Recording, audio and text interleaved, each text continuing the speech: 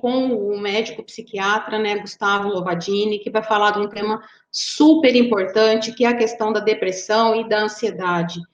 Uma questão que a gente observa bastante com os nossos alunos, né, enfim, não, é um problema que não é só dos nossos alunos, né, e ele tem se exacerbado um pouquinho mais nesse momento que a gente está vivendo, que é essa situação da pandemia, né. Gustavo, né, o projeto coletivamente agradece, né, a sua participação aqui para você poder conversar com os alunos, né, com todos os nossos espectadores hoje. E eu gostaria só de fazer um esclarecimento, né, que o projeto coletivamente é uma parceria entre a Unesp e o Banco Santander, né, é um convênio que existe, que é um edital Bem Viver para Todos.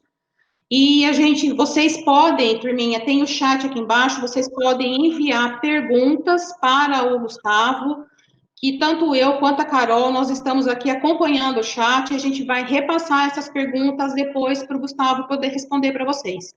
Caso alguém se sinta inibido de fazer a pergunta via chat, eu vou disponibilizar para vocês o meu WhatsApp aqui do meu VoIP da minha sala, né? Nós vamos colocar no chat. Vocês podem também mandar a pergunta pelo WhatsApp que a gente repassa para o Gustavo. Tudo bem? Gustavo, muito obrigada, né? Você fica à vontade para fazer a sua apresentação, a conversa com o pessoal, e logo mais a gente pode ir colocando as perguntas. Ok, obrigado, Sandra. Boa tarde, Sandra, primeiramente, e boa tarde a todos que estão aí nos ouvindo e acompanhando agora nessa live. Eu que agradeço, né, essa oportunidade de estar aqui abordando esse tema que, como você já disse, é tão importante, né, seja para o jovem que está na faculdade, seja para os que não estão, os adultos, né, e todos nós, né, de grande importância, principalmente nesse momento tenso, né, que a gente está vivendo aí de pandemia. Então, a proposta hoje, né, vou começar já a colocar aqui quais são as ideias, é trazer um pouco de informações a respeito dos transtornos de ansiedade, né? Principalmente, eu pensei em trazer aqui as ansiedades que vão se manifestar mais nesse momento, que é o transtorno de pânico e a ansiedade generalizada. Então, eu vou focar um pouquinho mais nesses dois tipos, porque a gente tem muitos tipos de ansiedade, né? E essas seriam as principais para hoje. E gostaria de abordar também um quadro que talvez seja aí o mais prevalente e será nos próximos meses, né? Que são os transtornos do espectro depressivo, né? Então, vamos trabalhar, trazer um pouquinho de informação para poder identificar com mais clareza o que é a depressão, dar algumas pistas. A ideia não é que vocês, né, ouçam essa discussão e saiam fazendo o diagnóstico, né? É para pensar um pouquinho no que vocês podem apresentar, no que vocês estão sentindo, pessoas próximas. Lógico, na dúvida sempre, né, vai procurar aí um profissional.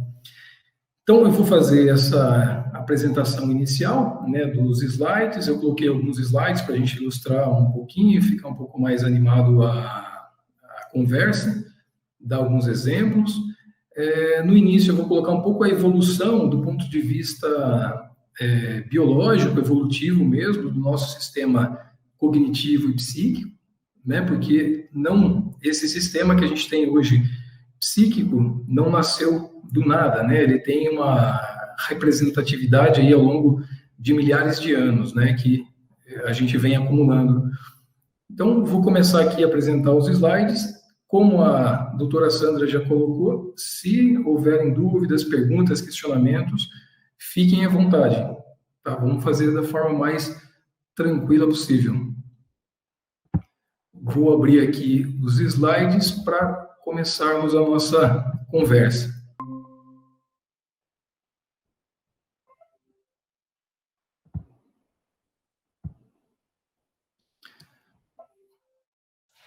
Só um segundo.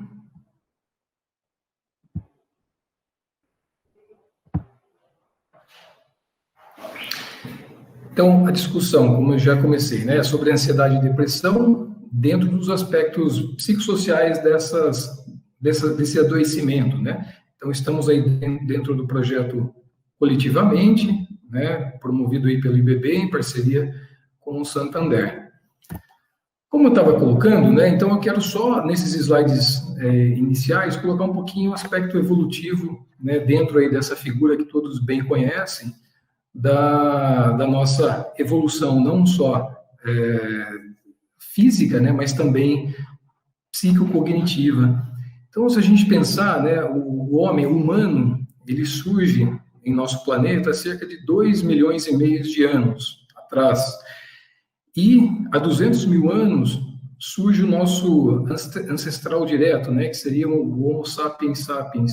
Então, ao longo desses milhares de anos, né, o nosso sistema nervoso central, ele vem passando por dificuldades, pressões ambientais, pressões seletivas, e o nosso sistema cognitivo e psíquico, ele vem se adaptando aí em meio a todas essas dificuldades, principalmente de sobrevivência e reprodução, né? E isso vai moldando as nossas características de funcionamento mental e cognitivo.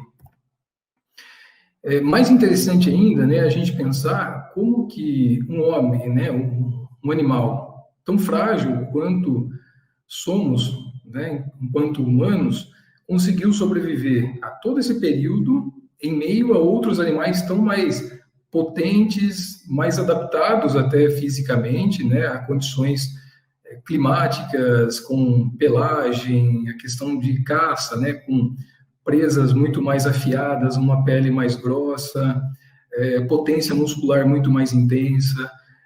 Então, a gente conseguiu, ao longo desses milhares de anos, se adaptar em meio a esse mundo, né, e a esses outros animais, por um motivo muito específico, que é o nosso sistema nervoso central, né, a nossa grande vantagem aí sobre os demais animais. Como eu disse, a gente não tem outras vantagens de força, pelos, pele, garras, dentes. Então, a grande vantagem aí foi o nosso sistema nervoso central extremamente evoluído e que propiciou adaptações rápidas, né, às questões ambientais, propiciando, inclusive, a dominação, né, às vezes felizmente, mas também infelizmente, sobre outros seres.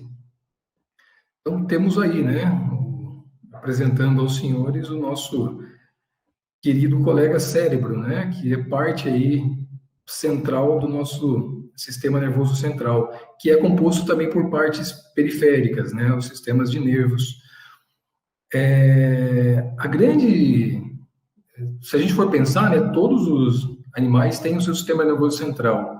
A grande diferença, e não é só o tamanho do nosso sistema nervoso central que deu essa vantagem, mas é a sua rede funcional, né, a sua rede de conexões, é o seu sistema cognitivo, né, racional, mas também o sistema psíquico, que está aí dentro, né, nossas emoções, nossos sentimentos estão alocados aí no nosso sistema nervoso central.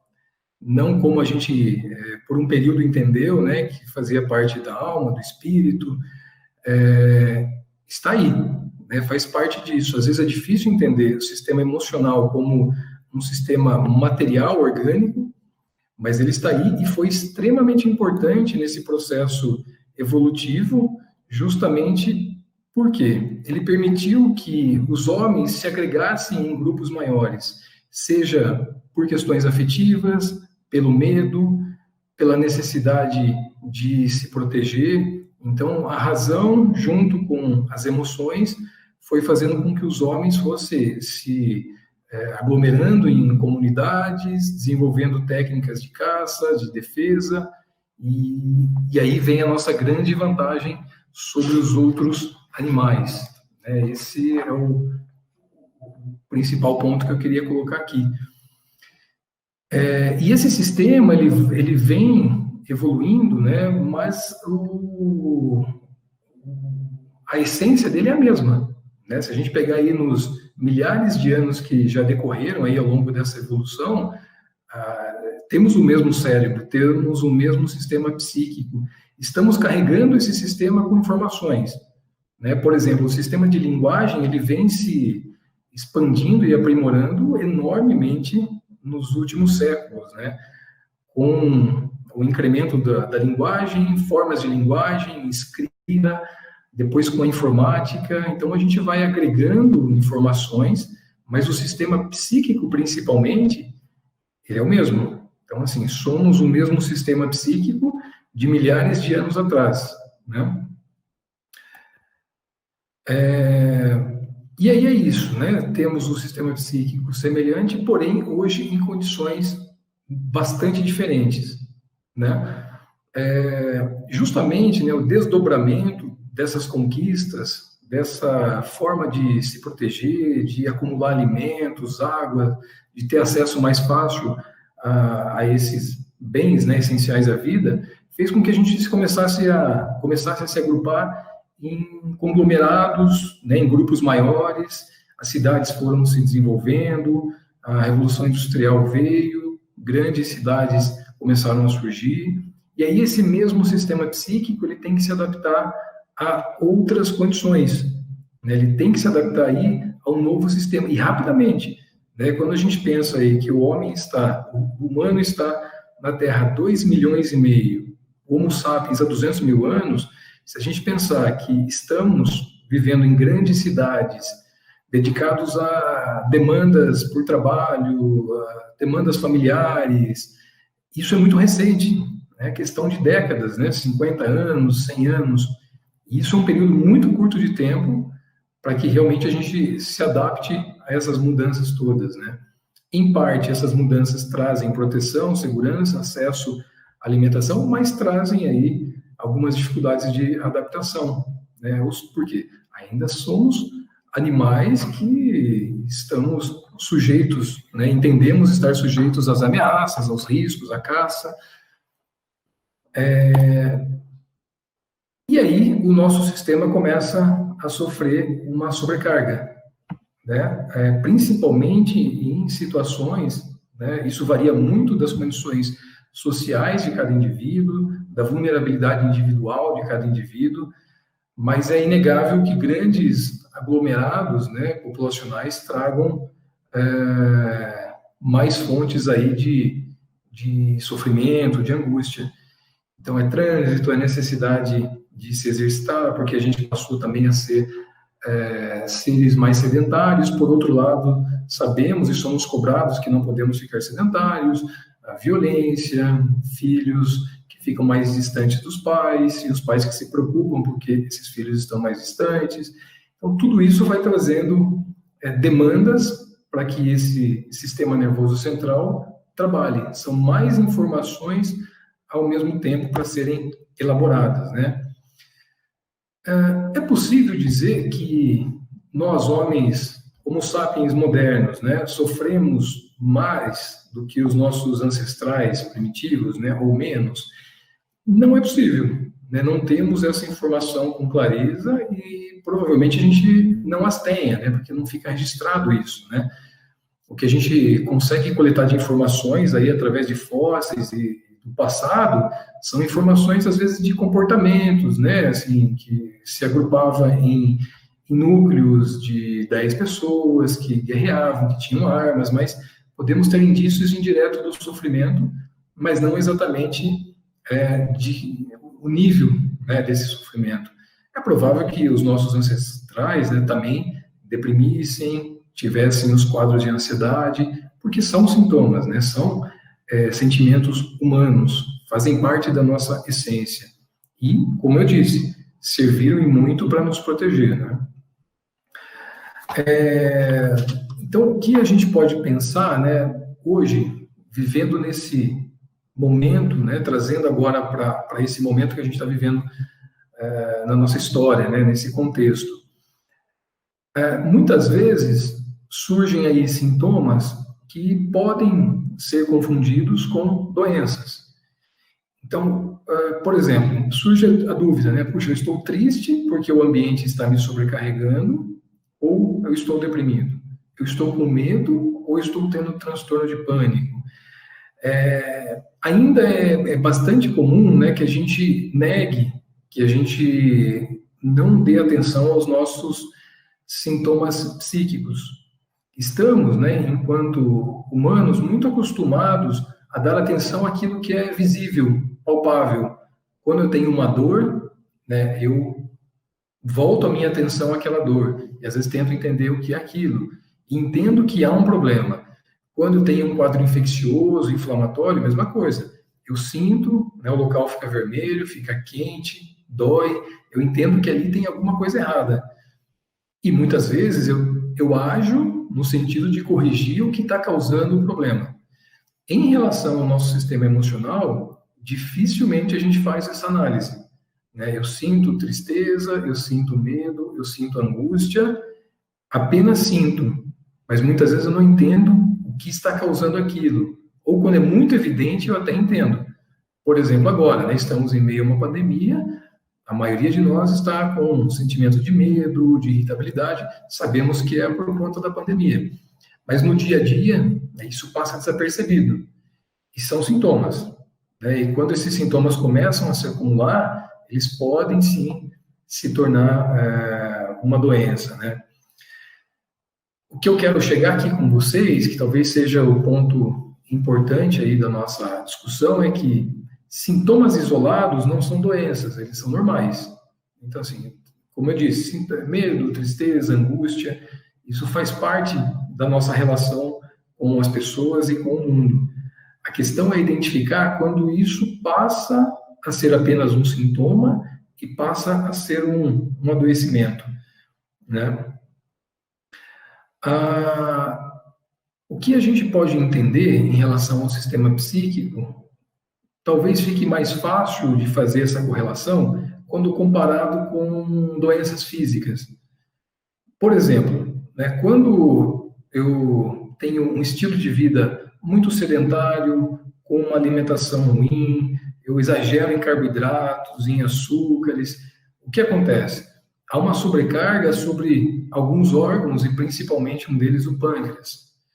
O pâncreas, ele tem, né, assim, lógico, isso tem uma diferença de indivíduos para indivíduos, tem a carga genética, a vulnerabilidade pessoal.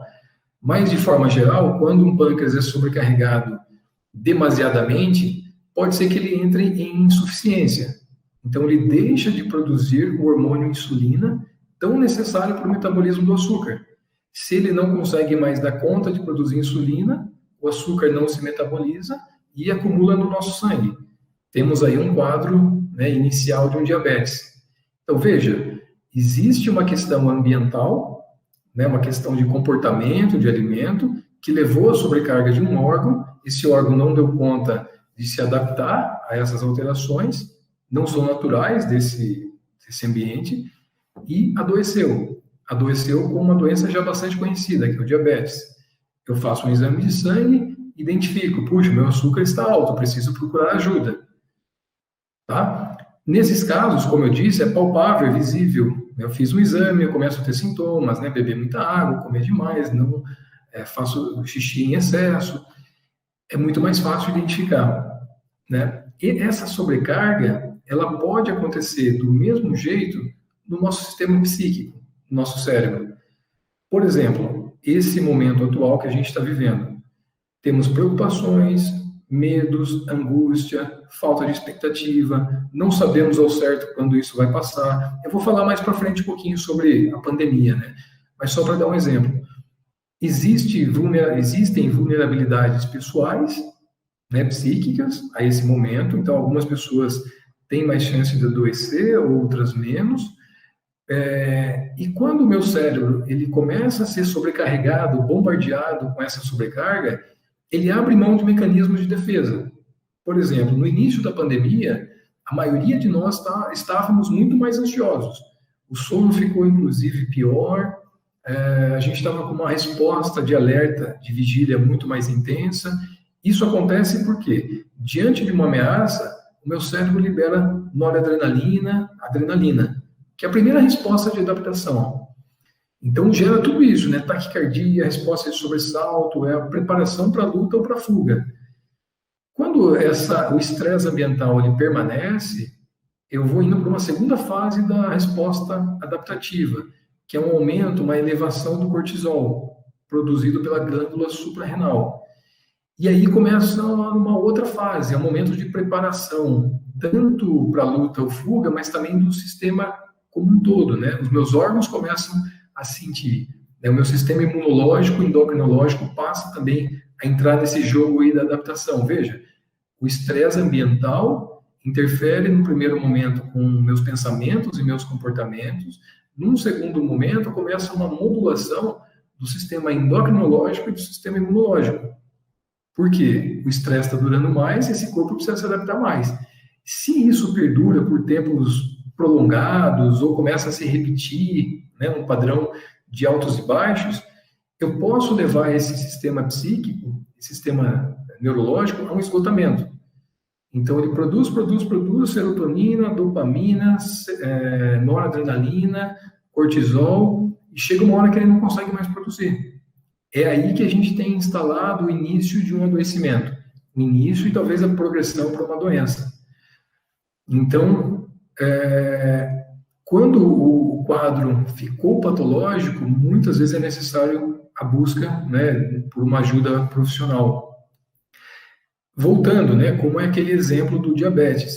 Se esse indivíduo é exposto a condições negativas ambientais, excesso de açúcar, mas há tempo ele consegue mudar isso, é provável que a doença cesse e volte ao padrão de normalidade. Mas até uma diabetes muito inicial, né, que o médico chama lá de pré-diabetes, se o paciente fizer uma mudança no seu estilo de vida e alimentar, ele consegue até retomar os níveis normais, né? A gente vê muito isso no dia a dia, né, no consultório. O paciente que está com um quadro inicial volta a um padrão de normalidade.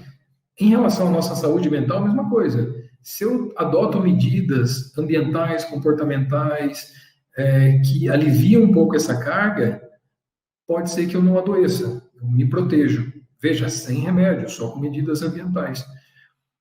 Porém, quando a doença se instala, aí eu tenho um adoecimento neurológico, né? Se eu fizer um exame, uma tomografia, uma ressonância, qualquer exame de imagem estrutural, não vai aparecer nada. Não tem nenhum exame de sangue que eu faça que eu detecte a depressão, né? A depressão é uma doença da funcionalidade da sinapse neuronal. Tá? Então, há um déficit, há uma falha de condução, de transmissão de informações entre os neurônios, de algumas regiões principalmente, que levam a essa distorção, né, das emoções, a uma visão negativa. Depois eu vou colocar lá um pouco quais são os sintomas. Mas principalmente é isso. Por mais que o ambiente esteja positivo, eu não consigo ver, né? Se eu estou ansioso, eu vejo tudo com muito medo, com muita preocupação, por mais que as situações sejam favoráveis.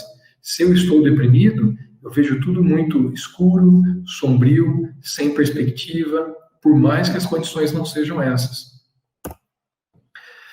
Eu coloquei um pouco aqui, né, eu falei um pouco sobre algumas regiões, né? Então, quando a gente fala, né, deixa eu ver se eu consigo uma canetinha aqui, para fazer um apontamento. Quando a gente cita, né, que a sobrecarga sobre o pâncreas leva ao diabetes, então eu estou dizendo, é o órgão pâncreas. A nossa sobrecarga ambiental, essa questão social, psíquica, sobre o sistema nervoso, ela vai depender da região afetada para gerar os sintomas. Quando a região afetada é principalmente a amígdala, vamos falar aí, a amígdala é essa região aqui do cérebro, quando há uma disrupção, né, quando há um prejuízo da conexão sináptica dessa região, o que a gente vai ter principalmente é a ansiedade. Quantas regiões afetadas são? Essa região que é o núcleo accumbens, o giro do símbolo, o tálamo. Esses núcleos afetados geram quadros mais depressivos. Tá? Então, vamos passar para esse slide aqui para entender um pouquinho mais sobre essa questão da sinapse, né? Essa primeira imagem, eu coloquei aqui a imagem de uma sinapse saudável, ou seja, existe um equilíbrio entre neurotransmissores e neuroreceptores. Então, aqui temos os neurotransmissores, né? Pode ser serotonina, adrenalina, dopamina, acetilcolina, histamina. Vamos pensar na noradrenalina. Então, tá normal, olha, tem aqui o receptor, né? Tem quantidades equilibradas de receptor do neurônio pós-sináptico e a quantidade de transmissor que faz essa conexão, né, que passa a mensagem de um neurônio para o outro. A mensagem é conduzida por isso. Vamos pensar aqui numa sinapse sob estresse, né, mais ou menos o que a gente está passando hoje. para lidar com o estresse, para me adaptar ao ambiente, os meus neurônios passam a liberar mais neurotransmissor, mais adrenalina, por exemplo. Concomitantemente, o neurônio pós-sináptico, ele vai cursar com uma suprarregulação, dar uma upregulation, justamente porque tem muito neurotransmissor disponível. Porém, se esse estresse perdura por muito tempo, o que acontece? Vai levando a um esgotamento. Veja, vai esvaziando as vesículas do neurônio, né? Como se não tivesse mais como produzir esse neurotransmissor. Então, eu tenho um cenário sináptico em que eu tenho muito receptor, né? Tá com uma upregulation e pouco neurotransmissor. É esse cenário sináptico que representa as doenças. Se for nas regiões da depressão, é depressão. Se for nas regiões de ansiedade, é um quadro de ansiedade, tá?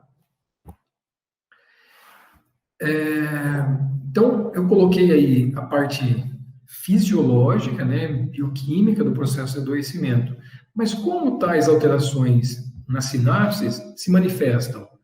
É com dificuldade motora, é como uma doença neurológica. Quando a gente tem um AVC, uma doença no cérebro, a gente sabe que isso se manifesta, né, com alteração de força, né, de sensibilidade.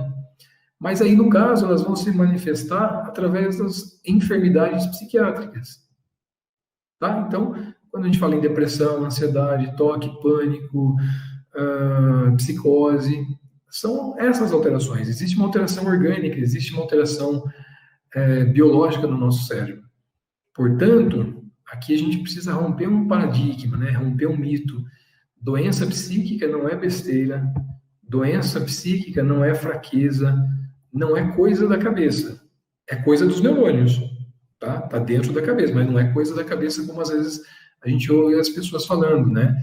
Tô desanimado, sem energia, e aí um familiar dá uma opinião. Puxa, olha, isso é coisa da sua cabeça, né? Você tem que olhar o mundo de forma diferente. Se houver um adoecimento instalado, por mais que você faça esse esforço de ver as coisas diferentes, é muito difícil. Há uma rigidez cognitiva, há uma distorção da realidade, da percepção. Tá? Desculpa aqui pelo slide um pouco carregado, né? Mas eu achei interessante colocar e até deixar escrito para que vocês observem, né, quais são esses sinais e sintomas. Então, eu vou colocar aqui a primeira enfermidade, né, que é o episódio depressivo maior. Existem vários tipos de depressão. Tem depressão menor, né, que o tratamento aí não é nem com farmacologia, é mais a psicoterapia, mudanças de hábitos e rotinas. É como se fosse o pré-diabetes, né, a depressão menor. Mas o que eu gostaria de focar mais é a depressão maior, que são quadros mais severos e que aí sim representa uma alteração de sinapse, tem uma alteração química. Eu preciso intervir com medicação, na grande maioria dos casos, para que esses neurônios voltem a funcionar normalmente. Então, eu vou colocar aqui o que classifica, né? Puxa, eu estou com tristeza, eu estou deprimido, eu estou com tristeza e alteração do sono, isso é depressão? Vamos ver, então. Eu coloquei aqui os critérios de acordo com o DSM, que é o Manual Diagnóstico sobre Doenças Mentais, a 5ª edição, que é a mais recente, tá? Que é o que a gente se baseia, geralmente, para fazer os diagnósticos. Veja, isso, né? Ler esses itens e se identificar com eles, com esses critérios, não significa estar deprimido. É importante a avaliação de um profissional, tá? Mas é para ter ideia, para ajudar a pensar um pouquinho. Então, eu preciso de 5 ou mais, né, dos seguintes sintomas que eu listei aqui embaixo, por pelo menos 2 semanas, tá? Para eu pensar num quadro depressivo maior, uma doença, depressão.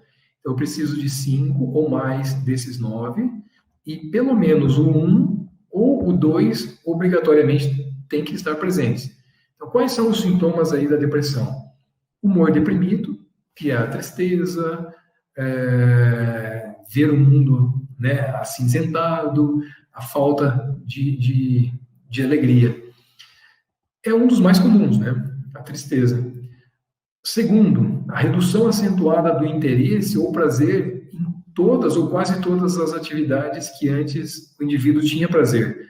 Por exemplo, eu gostava de ir para a faculdade, eu gostava de conversar com os amigos, eu gostava de fazer uma caminhada, mas eu não sinto prazer. Eu faço aquilo que eu fazia antes, mas sem prazer, sem ânimo, e muitas vezes até deixo de fazer por não ter ânimo. Tá? São dois sintomas aí nucleares. Outro sintoma, alteração do apetite. Pode ser para mais ou para menos. Pode ser um apetite reduzido ou aumentado, causando alteração do peso. É um sintoma. Outra alteração, insônia ou hipersonia. Né? Alguns indivíduos podem deprimir ficando com insônia, não conseguem dormir à noite nem de dia, e outros dormem à noite, dormem de dia também. Fica com excesso de sono. Tem uma alteração motora, né? Que é agitação ou retardo, ou lentificação psicomotora. Isso aqui pode ser observado, inclusive, por pessoas próximas, né? Então, o indivíduo ele fica mais agitado, uma movimentação excessiva, inquieto, ou, que é mais comum, lentificado. Os pensamentos ficam lentos, o processamento das informações fica lentificado. Então, é difícil achar palavras, às vezes. Você ouve o professor falando, não consegue entender muito bem o que ele falou, você tem que voltar para tentar focar a atenção. Um outro sintoma, né? Fadiga ou perda de energia. A indisposição, é uma fadiga mental, pode ser uma fadiga física também. Aqui, em relação mais a pensamentos, né? Conteúdos do pensamento, sentimento de inutilidade, desvalor, autodepreciação, culpa excessiva ou inapropriada, né? Eu começo a ficar muito focado no meu passado, coisas que eu fiz ou deixei de fazer e me sentindo culpado. Tá, então, são sintomas aí psíquicos, né, mais relacionados a tipos de pensamento que são comuns na depressão. Redução na capacidade de pensar, né, tem a ver com a lentificação também, mas é um sintoma específico. É difícil pensar, é difícil fazer conexões, é difícil raciocinar, a concentração fica bastante ruim e gera uma certa indecisão, não consigo ser assertivo, não consigo tomar atitudes, né, e condutas assertivas como fazia antes com facilidade. E um sintoma que indica uma gravidade do quadro, né, são os pensamentos recorrentes de morte, pensamentos de suicídio e, às vezes, tentativas e planos de suicídio, né? Esse sintoma, ele começa geralmente com pensamentos mais passivos, do tipo, puxa, se eu morresse seria melhor, se eu não estivesse aqui, seria um alívio para mim, para os outros, né? Associado a uma sensação de fardo, a família, de não dar conta. Muitas vezes, né, o indivíduo deprimido, ele não quer realmente morrer, né? É um pensamento anormal, é óbvio, não é um pensamento normal, mas ele vem diante de uma incapacidade, sensação de incapacidade de atingir os seus planos e objetivos. Muitas vezes é uma pessoa com grandes planos, aspirações, desejos, mas que viu esses planos serem bloqueados, limitados, e tem a sensação de que não vai dar conta de superar, que não vai conseguir. Então, diante de não conseguir os meus desejos e planos, eu prefiro morrer. Vem como uma solução para uma situação muito difícil, né? Então, o diagnóstico é feito tendo 5 ou mais desses sintomas, e se esses sintomas causam sofrimento importante para esse indivíduo, né, o que geralmente vai acontecer, né, se você tiver 5 ou mais desses sintomas, algum nível de sofrimento vai ter, ou, né, prejuízo ao funcionamento, né, social, profissional, escolar. Então, puxa, eu tenho 6 sintomas daquele, estou sofrendo por isso, não estou conseguindo mais sair com os meus amigos, caiu meu rendimento na faculdade. Puxa, olha, vamos tomar cuidado, né? Provavelmente esteja aí com um quadro depressivo mesmo. E lembrando que esses sintomas não estão associados, não podem, né, estar associados ao uso de substâncias, por exemplo, drogas. Se você pegar, por exemplo, um indivíduo que está fazendo um uso muito frequente de álcool, de cannabis, ou outras drogas, a própria droga, ela vai alterar, ela vai prejudicar a sinapse, levando a um sintoma depressivo ou ansioso. Então, sempre para fazer o diagnóstico de depressão ou ansiedade, eu tenho que tirar da jogada aí o uso de drogas, pelo menos por cerca de 90 dias, que daí eu consigo pensar com clareza se tem ou não a doença. Justamente porque quando eu estou pensando na doença, eu estou pensando que existe uma alteração na sinapse, Mas se tem droga, a droga vai causar isso. Apesar de que, né, o êxtase, a cocaína, a maconha, o álcool, eles trazem um alívio durante o efeito da substância, mas quando passa o efeito, aí vem a bagunça, né, neuroquímica aí no cérebro. E aí pode gerar qualquer sintoma, inclusive psicose, né? Então, esse é o quadro que eu queria colocar sobre a depressão. Vou colocar um pouquinho agora aqui para a gente sobre os transtornos de ansiedade. Principalmente vou falar sobre a ansiedade generalizada e o pânico. Para a gente pensar sobre a ansiedade, é importante ter em mente dois conceitos, sobre medo e sobre ansiedade. Então, é conceitual mesmo. Né? Medo é uma resposta emocional, é uma reação que o meu sistema psíquico tem frente a uma ameaça iminente, ou seja, que está por vir, ou real ou percebida. Então, estou prestes a passar por uma ameaça, né? Ou estou percebendo que vou passar por uma ameaça. Isso me causa medo. Então, medo é natural, medo nos protege. Não ter medo nenhum é um grande problema também. É um indivíduo que vai estar exposto a riscos a todo momento e não vai perceber e vai acabar se colocando em enrascada, né? A ansiedade seria aí a preocupação, né? É antecipar uma ameaça, é viver de forma angustiada uma ameaça futura, seja ela real ou percebida. Então, o medo é quando eu, por exemplo, eu olho na câmera da minha casa, né, e tem pessoas entrando, pessoas estranhas. Na hora, a minha amígdala cerebral vai se ativar e eu vou ter uma resposta de medo. Ela vai me preparar para luta ou fuga. A ansiedade, a preocupação é quando não tem ninguém na câmera da minha casa, mas eu fico pensando em se aparecer alguém na câmera da minha casa. O que eu faria? Veja, são preocupações, né, que eu vou criando. O transtorno de ansiedade, né, todos eles têm como núcleos preocupação e medo. A depressão tinha como núcleo tristeza e falta de prazer. A ansiedade vai ter o medo e a ansiedade, mas associado a outros sintomas, como a gente está vendo. Então, vou colocar aqui o que é mais comum, né, no nosso dia a dia, né, no consultório, né, no que a gente observa. O mais comum é o transtorno de ansiedade generalizada. Tá? Como que se caracteriza aí o transtorno de ansiedade generalizada? Então, são preocupações...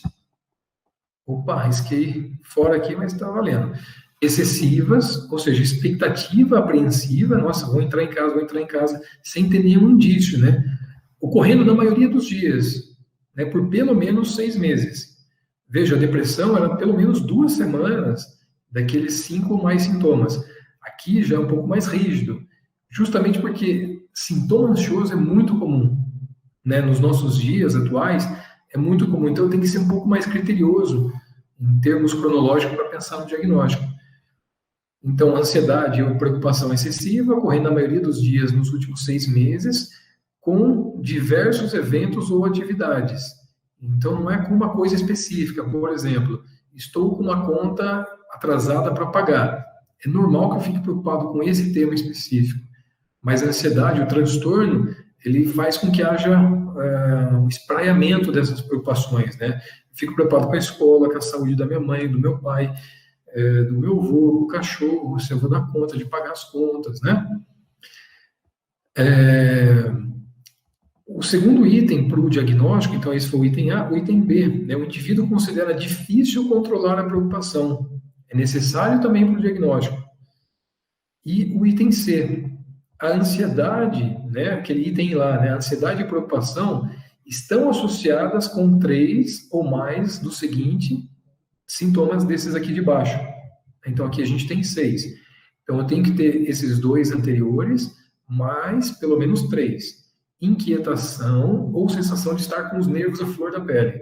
Eu estou preocupado, não consigo controlar a ansiedade e fico inquieto, né? Fico tenso, movimentando, sinto cansaço, né? Ou dificuldade para se concentrar, sensação de branco na mente, irritabilidade, tensão muscular, perturbação do sono. Veja, alguns sintomas eles são compartilhados aqui com a depressão, por exemplo, fadiga, dificuldade de concentração e perturbação do sono. Como que eu vou distinguir isso? Porque não tem os outros sintomas da depressão.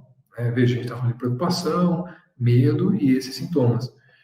E, para finalizar, né, a ansiedade, a preocupação, os sintomas físicos causam sofrimento clinicamente significativo ou prejuízo funcional. Isso é sempre importante para pensar em doença. Se eu tenho esses sintomas, mas a minha vida está fluindo normalmente, com muita tranquilidade, é questionável se é uma doença. Talvez seja uma ansiedade um pouco mais intensa. Focar aí é o tal lado pré-diabetes, né? Pode evoluir para uma doença, mas vamos intervir de forma não farmacológica.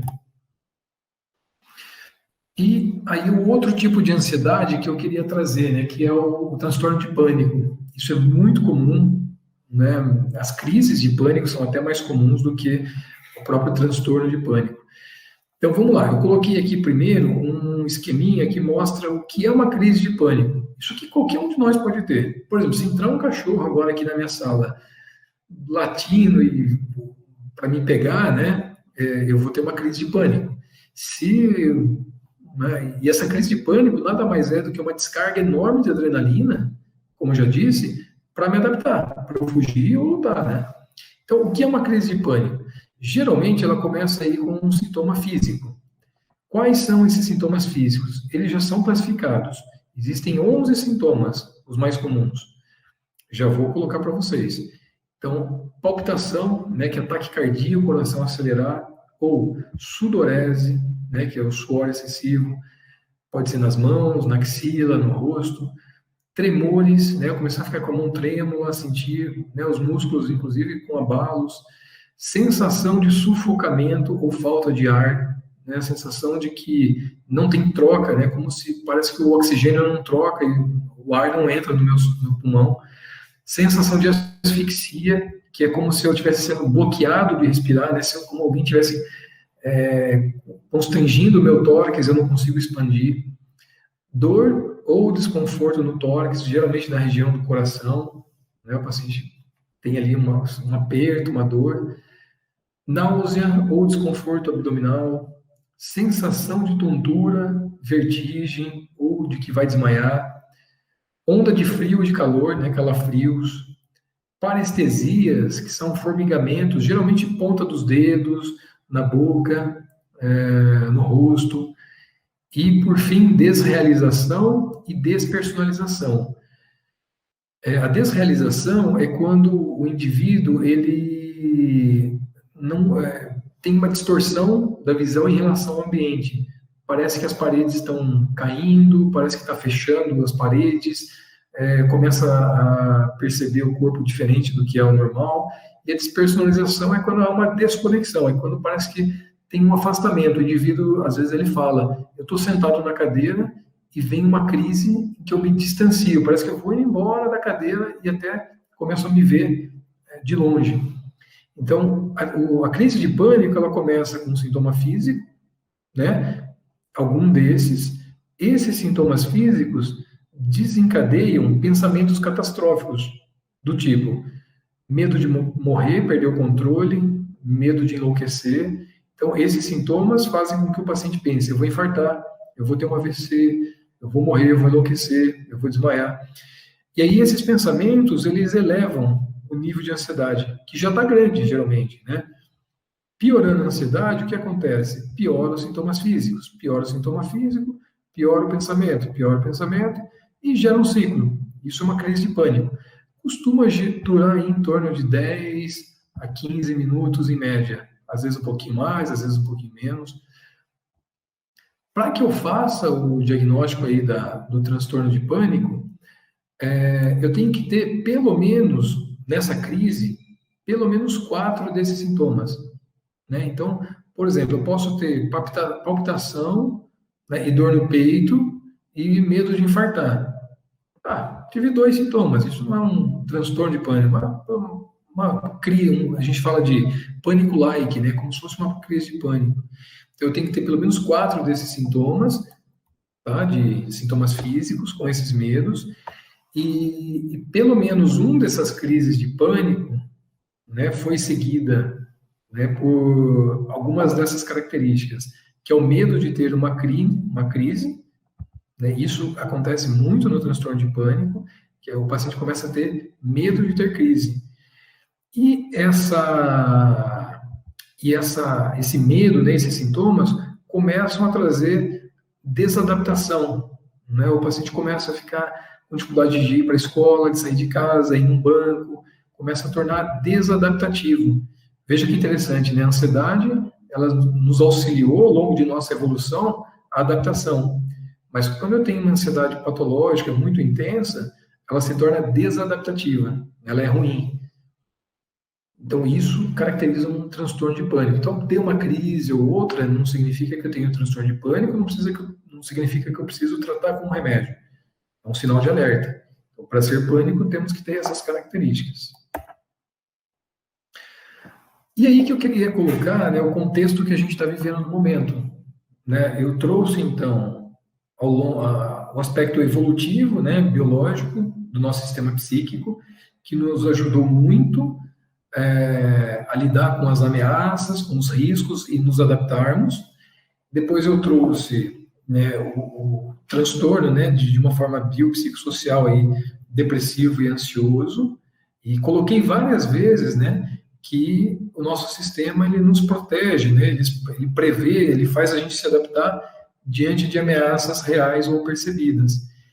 E aí surge uma grande questão, né, no que a gente está vivendo no momento. Estamos diante de uma ameaça real e percebida, né? A gente percebe a ameaça e muitas vezes ela se torna real, né? Muito próxima da gente, né? Acometendo pessoas próximas.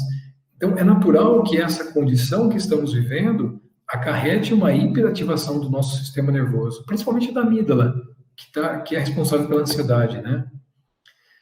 Então, eu queria ajudar vocês a identificarem aí o que é normal, o que não é, né? Como proceder aí para ajudar, né? De novo, naquele caso do diabetes, tem que fazer o quê? Mudar, fazer exercício, diminuir o consumo de açúcar, né? Diminuir carboidratos, isso ajuda. Aqui a gente tem algumas dicas que podem ajudar a não sobrecarregar tanto o meu sistema nervoso central. Então, quais são as reações mais frequentes, né? Nesse momento que a gente está vivendo? Primeira delas, né, diante de uma ameaça real percebida, é o medo. Né? A gente vai ter medo, com certeza nenhuma. O medo de adoecer, o medo de morrer, medo de que as pessoas próximas, né, queridas, adoeçam ou morram. Medo, né, relacionado a questões financeiras, né, perder os meios de subsistência, não poder trabalhar, né, durante a pandemia, de ser demitido, da exclusão social, né, por estar associado à doença, por exemplo, de eu ficar doente e não conseguir mais participar, de ser excluído. Algumas pessoas acabam vivendo isso mesmo, né, mas às vezes até de uma forma percebida, não real. Ser separado, né, de entes queridos e de cuidadores devido ao regime de quarentena. Então, assim, saber que, puxa, eu posso pegar e não poder realmente estar próximo de ninguém, um familiar meu pegar uma doença, né, a Covid, e eu não poder vê-lo, não receber suporte financeiro, transmitir o vírus a outras pessoas, né, uma culpa antecipada, né, puxa, e se eu pego, né, essa doença, não tenho sintomas e passo para minha avó, para minha mãe? Então, esses medos, né, esses demônios, eles vão ocupar a nossa imaginação. E tem essa finalidade, né? Diante desses medos, eu vou me proteger mais. Eu vou usar máscara, eu não vou me expor de forma desnecessária. Um indivíduo que não tem medo, né, seria bastante estranho nesse momento. E ele vai estar sujeito a maior risco. A gente vê isso por aí, né? Na televisão e tudo mais. O que é esperado também, né? Impotência perante os acontecimentos, né? Me sentir impotente, não vou dar conta, não estou dando conta, devia ajudar mais as pessoas, não estou conseguindo. Uma autocobrança, né? Exagerada.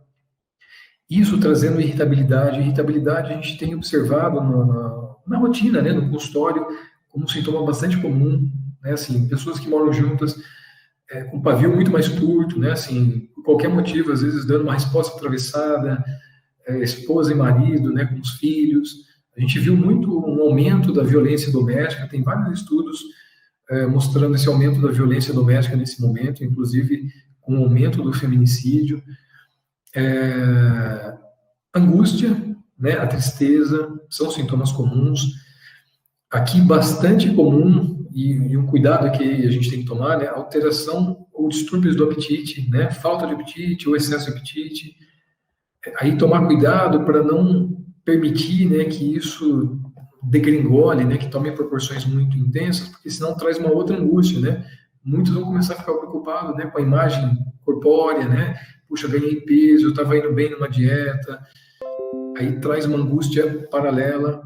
Alterações ou distúrbios do sono, isso é extremamente comum, né? Um animal que está mais ansioso, que está se preparando para a luta ou para a fuga, teoricamente ele não pode relaxar tanto à noite, então o sono vai estar mais superficial. E aí a gente vai começar a ter insônia, dificuldade para dormir, ou, né, um sono em excesso durante o dia, porque à noite a gente não dormiu bem, pesadelos recorrentes, justamente como o meu sono está mais superficial, eu acordo mais ao longo da noite, então eu lembro mais dos sonhos e pesadelos. Todos nós sonhamos e temos pesadelos à noite, mas só lembra do sonho e pesadelo aqueles que têm uma fragmentação do sono. Você tem que ter um despertar um pouquinho maior, né, depois de um sonho para poder lembrar dele. Então, conflitos interpessoais, né, acabam sendo mais frequentes nesse momento. Trabalho, família, justamente pelas outras questões. Então, quais são as estratégias? Vocês já devem ter ouvido bastante, né? Às vezes ficam até cansados de todo mundo tem uma dica, né? Tem um negócio diferente para falar. Eu não quero ser a pessoa que vai trazer a solução, né, para todos os problemas, porque não existe isso, né? Acho que é alertar mesmo, né? Boa parte do que está aqui vocês já devem ter ouvido, mas vamos frisar, né? Colocar o que é mais importante. Então, estratégias para lidar com a pandemia, né? O que fazer?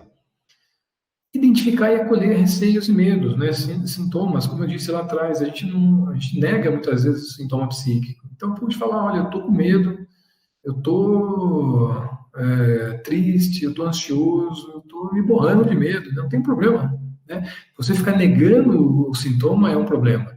É como se eu tiver uma dor no joelho e falar, não, tá ótimo, meu joelho tá super legal, toca o barco, vamos correr. Esse joelho vai se sobrecarregar ainda mais.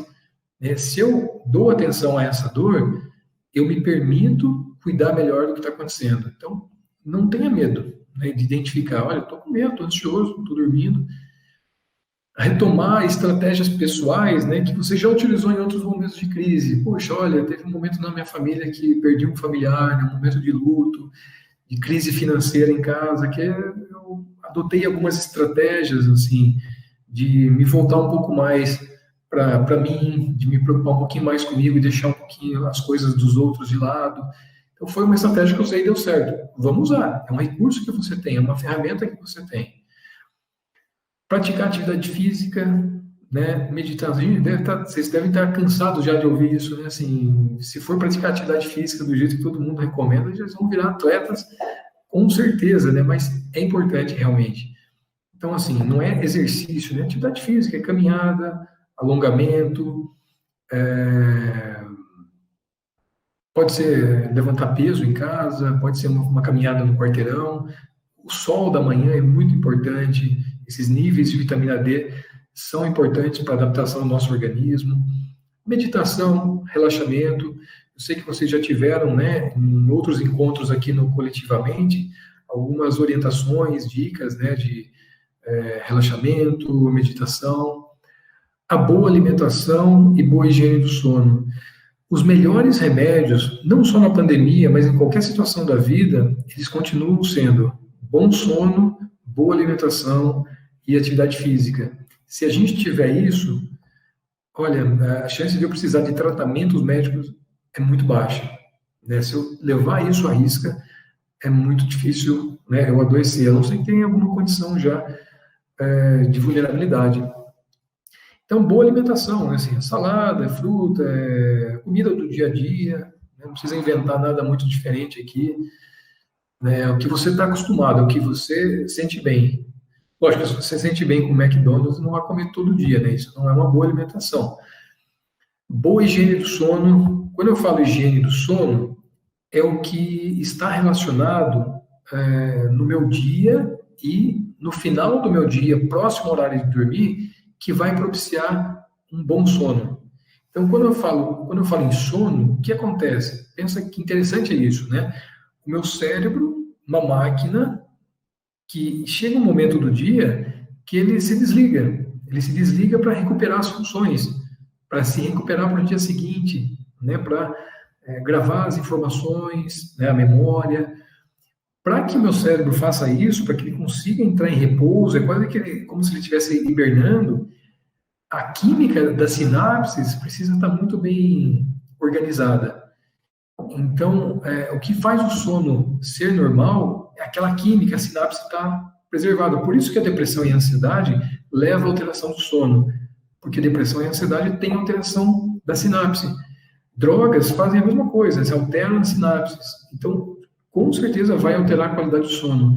Mesmo o álcool, né, que é uma substância sedativa, ele traz um sono todo desorganizado, não é um sono que relaxa, tá? Então, quais são as boas higienes, dicas para boa higiene do sono?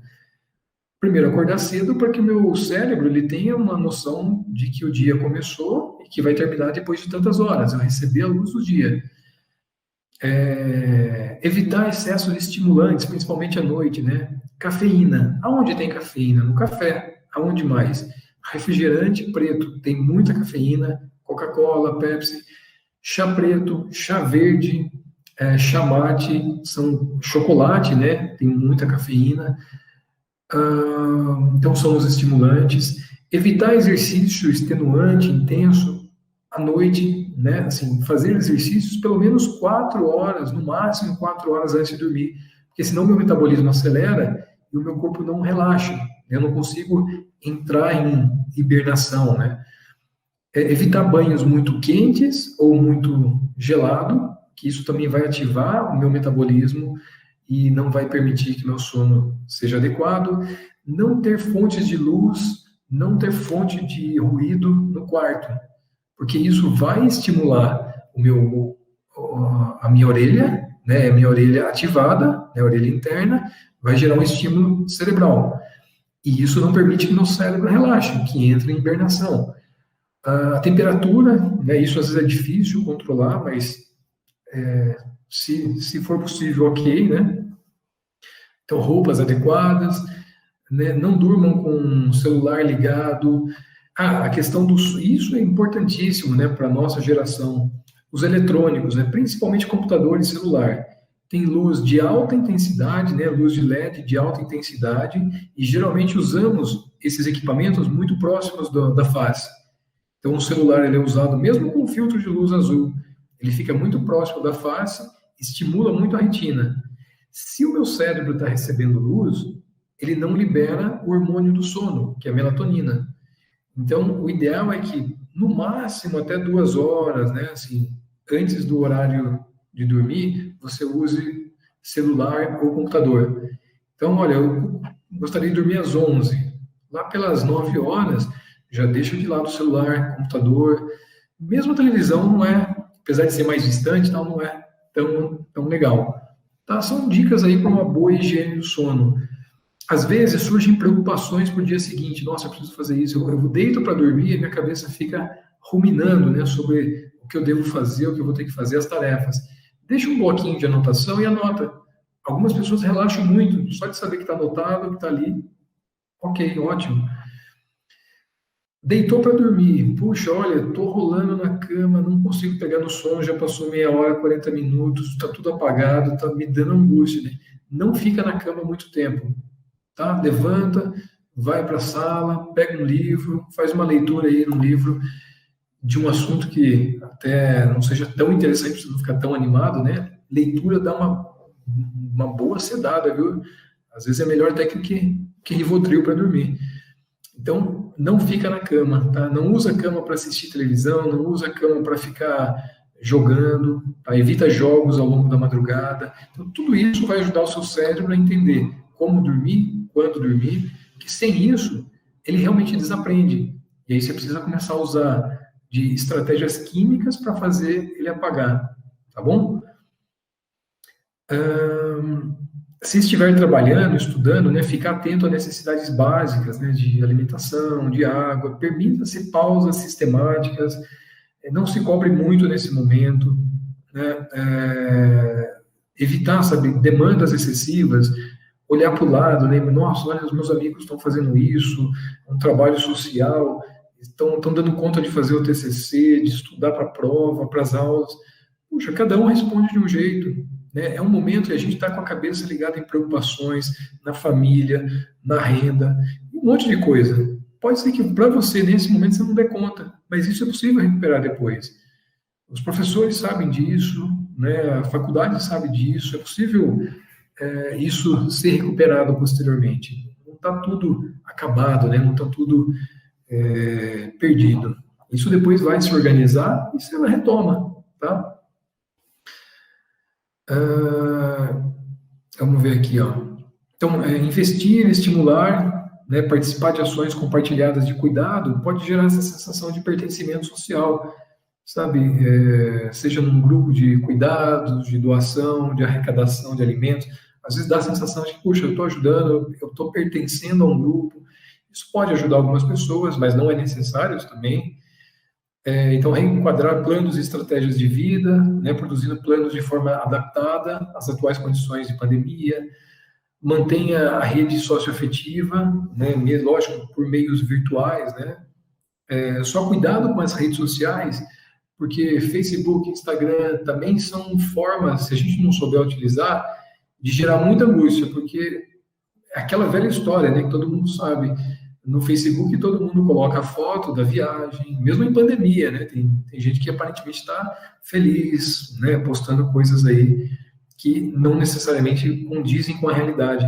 E às vezes a gente fica se comparando, né? Você olha lá para aquela rede social, puxa, eu não estou fazendo isso, eu não estou dando conta de fazer isso, todo mundo está fazendo diferente. Isso vai carregando muito o nosso sistema emocional. Tem estudos aí conduzidos pelas grandes empresas de redes sociais, né, Google, Facebook e tudo mais, que mostram, né, que essas redes, elas além de consumirem muito tempo, elas geram angústia. Já tem estudos mostrando, inclusive, que determinadas redes, depois de determinado tempo de uso, começam a trazer tristeza e angústia. Por exemplo, Facebook, depois de 20 minutos de uso, é comum que surjam sintomas de tristeza. Instagram, depois de 13 minutos de uso, na média, começa a surgir angústia. Justamente por esses motivos, né? Mantenha seu ambiente organizado, isso dá uma sensação de controle, sabe? Ter rotina, organizar o quarto, né? Porque às vezes você acorda, puxa, acordei, era 1h da tarde, não fiz a barba, fiquei de pijama até a noite, aí fiquei jogando videogame a tarde inteira, aí tomei café à noite, fui dormir às 3 da manhã. Chega uma hora que vai dando a sensação para o seu cérebro que está tudo descontrolado, tudo desregulado. E isso é uma informação que vai de fora para dentro, mostrando que você perdeu o controle. Isso é ruim, isso traz adoecimento. Tá? Então, vamos mandar uma resposta de fora para dentro de que você está no controle. Acordar de manhã, né, arruma o cabelo, tira o pijama, escova o dente, faz uma alimentação minimamente, que seja uma hora de leitura, uma página que você leia, está ótimo. Né, vai dar a sensação de estou dando conta. E quando as estratégias não derem conta, né, de equilibrar as emoções, vamos pedir auxílio aí profissional. O que não fazer, né? Isso aqui talvez seja mais importante, porque o que fazer, muita informação já vem vindo aí nos últimos meses, né? Então, não negue nem desvalide seus sentimentos. Esse segundo item é muito importante, porque o que a gente tem visto no consultório, por exemplo, na conversa que a gente vê com as pessoas, muita gente aumentou o consumo de cigarro, né, de tabaco, tem bebido ao longo da semana, fumando mais maconha ou usando mesmo outras drogas. Esse é um péssimo método de lidar com o sofrimento, com as angústias. E o momento é muito ruim, porque, veja, como você não obrigatoriamente tem que ir na faculdade, você não tem que estar presente, ninguém está te vendo, mesmo que você acorde de ressaca no outro dia, que você esteja com alteração de atenção, o cheiro da cannabis está em você, mas tá lá, você está em casa, né?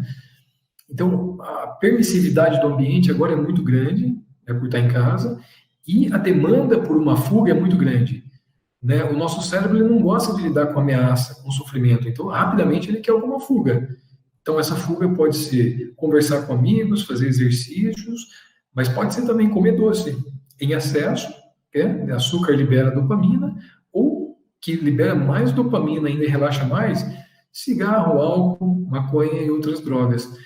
Mas tomar muito cuidado, isso vai trazer, num primeiro momento, você sai daquela angústia e passa por um pico de euforia, até bem-estar, enquanto a droga faz efeito, mas a hora que passa o efeito da droga, você cai em nível abaixo daquele que você estava, previamente ao uso. E aí surge um motivo maior para usar de novo. Então eu bebo, entro na ressaca, fico pior do que eu estava, tenho que beber de novo para melhorar. E vai num ciclo, tá? Então, não passe o dia ligado na cobertura midiática, né, sobre a pandemia, principalmente antes de dormir, senão isso vai carregar o seu sono, os seus sonhos, piora a qualidade do sono. Veja, a mídia tem a necessidade de levar informação. A informação que mais gera espectadores é sensacionalismo, é tragédia, né? Então, isso vai acontecer mesmo. Não se compare a outras pessoas, cada um tem uma estratégia para lidar com as crises, tá? E responde do seu jeito, não tem um jeito certo, não tem um jeito ruim, todo mundo está ajudando, todo mundo está fazendo a sua parte, tenho certeza, mesmo que seja que você está falando com a sua mãe, se é isso que você pode fazer nesse momento, está ótimo. Olha, estou falando com a minha mãe, estou ajudando minha mãe a estar bem, ou estou me ajudando, é o que você pode fazer, não se preocupe. Não se cobra, então, pela produção ou por rendimento, que você não vai dar conta nesse momento. E não acredite que tudo está perdido, né? Não abra mão de seus desejos, sonhos, isso vai passar e as coisas vão voltar ao normal. Tem a história, né, da nova normalidade, com certeza, né? Vai ter um período de adaptação que a gente vai passar. A gente vai ter que ir nos barzinhos, né, no restaurante, vai ter um tempo aí de adaptação até que uma vacina segura, né, e efetiva esteja disponível, mas passaremos. Né? Sobrevivemos a 2,5 milhões de evolução, com certeza passaremos por esse momento também. Então, aqui alguns critérios, né, para determinar se uma reação psíquica, né, emocional é considerada esperada ou não, ou se está se tornando patológica. Né? Então, se o sintoma, né, começa a persistir, se é uma tristeza que está ocupando todo o dia, um medo, uma preocupação, que em nenhum momento eu consigo me desligar, mesmo quando eu não estou vendo o noticiário, pensando nas pessoas, eu estou com medo, tenso, assim, aqueles sintomas lá, né, que eu falei de ansiedade e depressão. O sofrimento está ficando intenso a ponto de eu não conseguir render, né, em nada, né, eu consigo só ficar na cama, pensando nos problemas,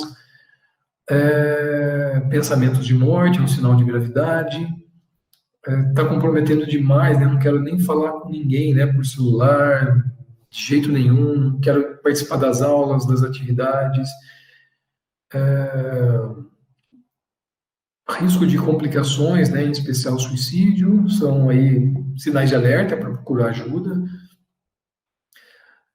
Começar, né, nessa questão do uso de álcool e drogas, né, assim, perceber que está perdendo o controle.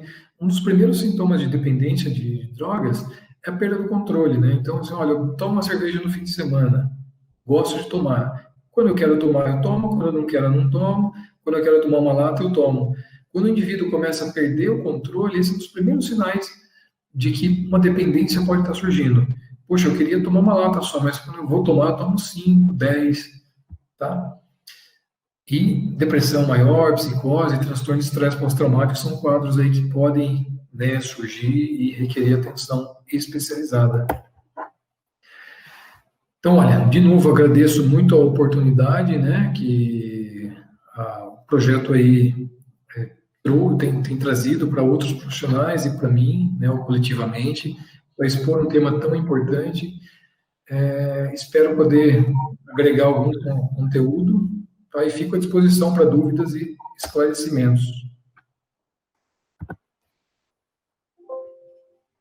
Muito obrigada, Gustavo. Tem algumas perguntas aqui no chat, que veio pelo YouTube, que veio também pelo Facebook, e algumas perguntas vieram também pelo WhatsApp. Eu vou começar com uma pergunta que a gente recebeu aqui do WhatsApp, eu não vou identificar a pessoa. Coloca assim: como ajudar os adolescentes que estão presos em casa e que não aceitam ajuda de psicólogo, pois não entendem a importância, né, dessa ajuda? ou então porque eles acham que não precisam de ajuda. Como lidar com isso? Tá. Então, assim, realmente o adolescente talvez seja uma faixa etária que esteja sofrendo bastante justamente pela demanda que essa população tem, né, de contatos sociais. Eram indivíduos que vinham numa rede de contatos extremamente intensa, né, na escola, sair com os amigos, interesses de relacionamento, né, de namoro, de paquera.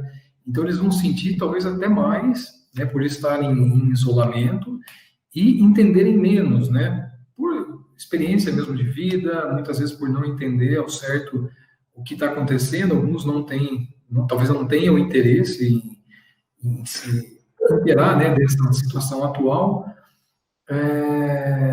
E aí pode surgir essa questão, né? Puxa, não estou bem, fico no quarto o dia todo e não quero procurar um psicólogo, não acho que seja necessário. Lógico, não existe uma solução mágica para isso, né? Não existe uma prescrição, né? Uma receita de bolo aqui que eu vou passar e vai funcionar. O primeiro passo é a conversa, né? Se um pai, uma mãe identifica que esse adolescente mudou muito o seu padrão de funcionamento, de que ele está em sofrimento, está dando sinais de um sofrimento exacerbado, é a conversa. É não cobrar. Muitas vezes o que a gente vê é o pai fazendo, né, tentando ajudar, mas de uma forma indireta. Ele diz, poxa, olha, você precisa levantar, né, você precisa estudar, vamos sair do quarto, está tendo aula, você tem que participar. O adolescente ele vai se sentir incompreendido, principalmente essa geração milênio, né, que a gente tem, que já tem um pouco dessa sensação de incompreensão, né, intrínseca. Então, às vezes, essa fala, mesmo que seja com o intuito de ajudar, pode ser distorcida para alguém que já não está bem, né, e fala, puxa, olha, meu pai não me entende, nem minha mãe. Em vez de vir aqui sentar e conversar, eles estão pedindo para eu ir lá ver a aula, né, tá achando que eu sou preguiçoso, tá achando que eu sou vagabundo. Então, muitas vezes é mudar a estratégia que está sendo usada. Olha, como que você está? Né, tá tudo bem? Né, você quer conversar? É dar essa abertura. Geralmente, em algum momento, vai surgir uma demanda. Olha, não estou legal, né, estou mais isolado. E aí, sim, diante desse vínculo que vai se formando, oferecer, olha, tem possibilidade, né, de fazer um atendimento com um psicólogo online, né, eles estão muito mais habituados do que a gente a lidar com essa questão da consulta, do diálogo online. Tanto pode oferecer, colocar, né, algumas discussões, né, rápidas, dar alguns textinhos curtos ou vídeos de orientação rápidos, né, porque eles também não conseguem se prender muito a textos, nem vídeos muito longos. Então, acho que isso é assim, é a conversa. Basicamente, o que eu sugeria, senta, conversa, às vezes, num primeiro momento, não vai rolar, tenta de novo, vá pelas bordas, né? Acolher, né, Gustavo? Acolher, exatamente. Tem uma pergunta, né, que veio da live do Facebook do IB, né, que é a Cris Múrcia. Obrigada, Cris Múrcia, pela sua participação. Ela coloca assim, o uso de álcool e ou drogas podem ser agravantes, então? Para o adoecimento e para o transtorno, né? Sim. Olha, sem dúvida, essa pergunta acho que cabe, né? Eu até tinha conversado com a Sandra da gente fazer um segundo encontro e falar um pouco sobre álcool e drogas, né? Porque é um tema que preocupa. E essa pergunta da Cris cabe muito nesse momento, né? E é uma dúvida que surge, né? As pessoas realmente, por sentirem-se bem usando, né, o álcool, a maconha é muito comum, né, no meio universitário, por sentirem-se bem com isso, entendem que não há problema, né? E o entendimento do indivíduo nunca puxa, eu vou virar um dependente um dia. Jamais alguém vai pensar isso. Senão a gente não usaria substância nenhuma, né? Mas a questão há um relaxamento, há uma sensação de bem-estar imediata durante o uso. Então, tomei a cerveja, fumou o baseado, vai ter um período de relaxamento em que os problemas vão embora. O medo, a ansiedade desaparece. O que acontece? Esse relaxamento, essa redução da ansiedade, se dá justamente porque a droga agiu na sinapse, né? Aumentou lá, você já está em sobrecarga, você já está usando mais adrenalina na sinapse. Para gerar essa sensação de bem-estar, você teve uma dose, uma liberação ainda mais intensa de dopamina e adrenalina. A hora que passa o efeito da droga, você esgota esse combustível, o tanque fica seco. Então, pensa assim, no momento de pandemia, é como se o meu carro estivesse andando lá com o tanque já meio na reserva, que eu estou usando muito. Aí, se eu uso droga, é como se eu pisasse no acelerador muito fundo. Vai dar uma acelerada, você vai se sentir bem. Só que essa gasolina vai acabar. A chance de chegar à exaustão, a chance de você chegar ao adoecimento, acelera muito. E outros riscos, né, assim, de acidentes, de não conseguir render nas coisas que você costuma render, de procrastinar. E aí surgem novas fontes de angústia. Então, é um problema. Eu vejo, por exemplo, o álcool e a maconha com uma preocupação maior do que as outras drogas, inclusive, justamente pela aceitação social e pela percepção de risco muito reduzida. Principalmente o álcool, né, que tem propagandas vastas, né, se usa em todo lugar, desde uma festa infantil a qualquer comemoração você tem o álcool, então o entendimento de que não é algo tão ruim. E a maconha vem na mesma pegada, né, assim, com uso medicinal, indicação médica, começa a gerar uma percepção de que, poxa, então não é uma droga tão ruim, é uma droga verde. E aí, essa sensação de ausência de risco é quando o indivíduo se coloca mais em risco, ele se permite mais. Então, é um momento que a gente não deve usar como estratégia o uso de drogas, porque vai aliviar e eu vou ter uma necessidade cada vez mais frequente de fazer uso. Então, com certeza, é uma das estratégias piores. A Elza Molitor, ela compartilha, né, um sentimento dela, né, ela colocou assim no chat: sei bem o que é isso, venho trabalhando desse transtorno de pânico há 9 anos, não é fácil. Obrigada, Elza, por sua participação, sinta-se acolhida aqui, né, no nosso projeto. Gustavo, se quiser fazer algumas considerações para a Elza. Olha, é um tempo, Elza, bastante prolongado, né, eu não sei, né, acho que você não colocou aí quais estratégias que você vem usando, né, para tratar o pânico, mas lembrar, né, como eu dei o exemplo do diabetes, quando uma doença se torna persistente demais, às vezes eu tenho que abranger outras formas terapêuticas. Então, não só focar no remédio, né, mas focar em mudanças de hábito, de vida. Uma psicoterapia é fantástico, né, assim, porque o pânico, muitas vezes, você trata com remédio, melhora 80%, mas ficam sintomas residuais, porque esses sintomas estão atrelados à forma como o indivíduo vê o mundo, como ele percebe as coisas ao redor. É uma forma já, às vezes, mais preocupada, mais tensa, e isso fica servindo de gatilho para que tenha crises. Então, acho que aí uma sugestão para a Elza, né, se ainda não usou essas abordagens, é mesmo atividade física, ajuda muito, psicoterapia, acho que é isso. Patrícia Fidelis de Oliveira, obrigada, Patrícia, por sua participação. Doutor Gustavo, agradeço a excelente palestra. O que os estudos mostram sobre a reversão das sinapses doentes? Há reversão? Ou a sinapse adoece e a funcionalidade só é restabelecida com medicamentos? Ótima pergunta. Eu esqueci o nome dela, como que é? Patrícia. Patrícia, veja, aí vai depender muito do cenário, né, que está instalado. Como eu disse, né, você pega transtorno, vamos pensar na depressão, se você está num episódio depressivo leve, ou seja, você tem 5 sintomas, né, de depressão, atrapalha na sua funcionalidade, é como se estivesse ali naquela transição de um pré-diabetes para o diabetes. Se você mudar, né, intervir, né, em questões ambientais, sociais, você adotar um novo estilo de vida, psicoterapia, a chance de você reverter sem fármacos a alteração sináptica é razoavelmente grande. Os estudos mostram, inclusive, que em quadros depressivos leves, episódios depressivos maiores leves, a efetividade do medicamento ela se aproxima do placebo. Então, em episódios leves, a psicoterapia, mudanças de hábitos, é muito importante.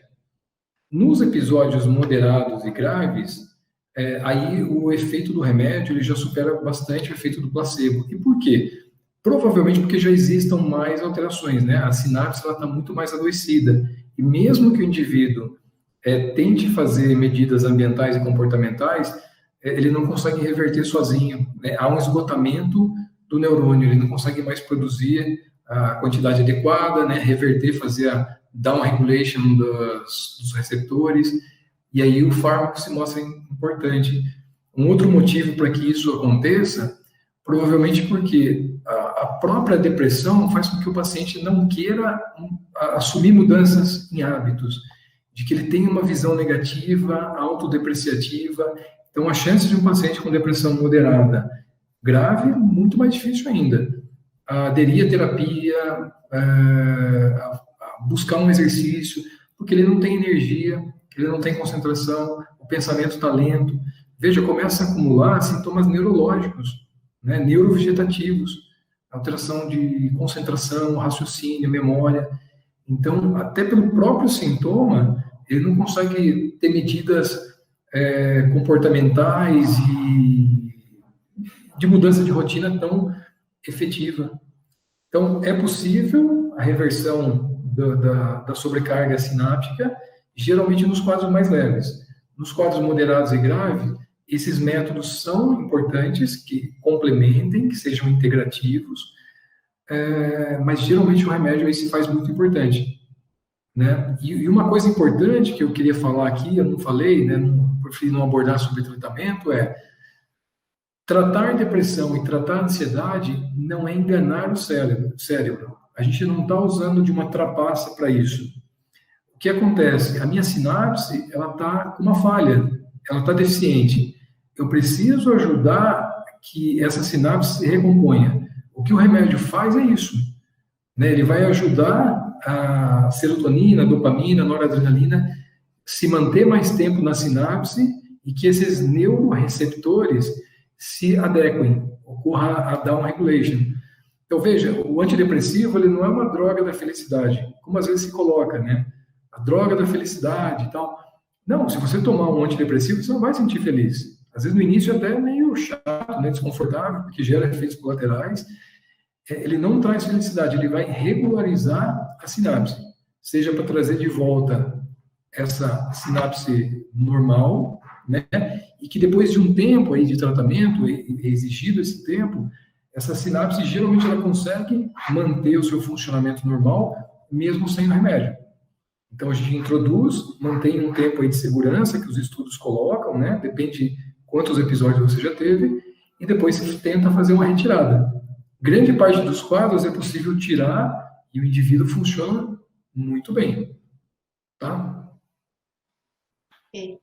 A Beatriz Ferrari, ela faz uma pergunta que acho que muitos alunos têm essa pergunta também, né? Olá, doutor Gustavo.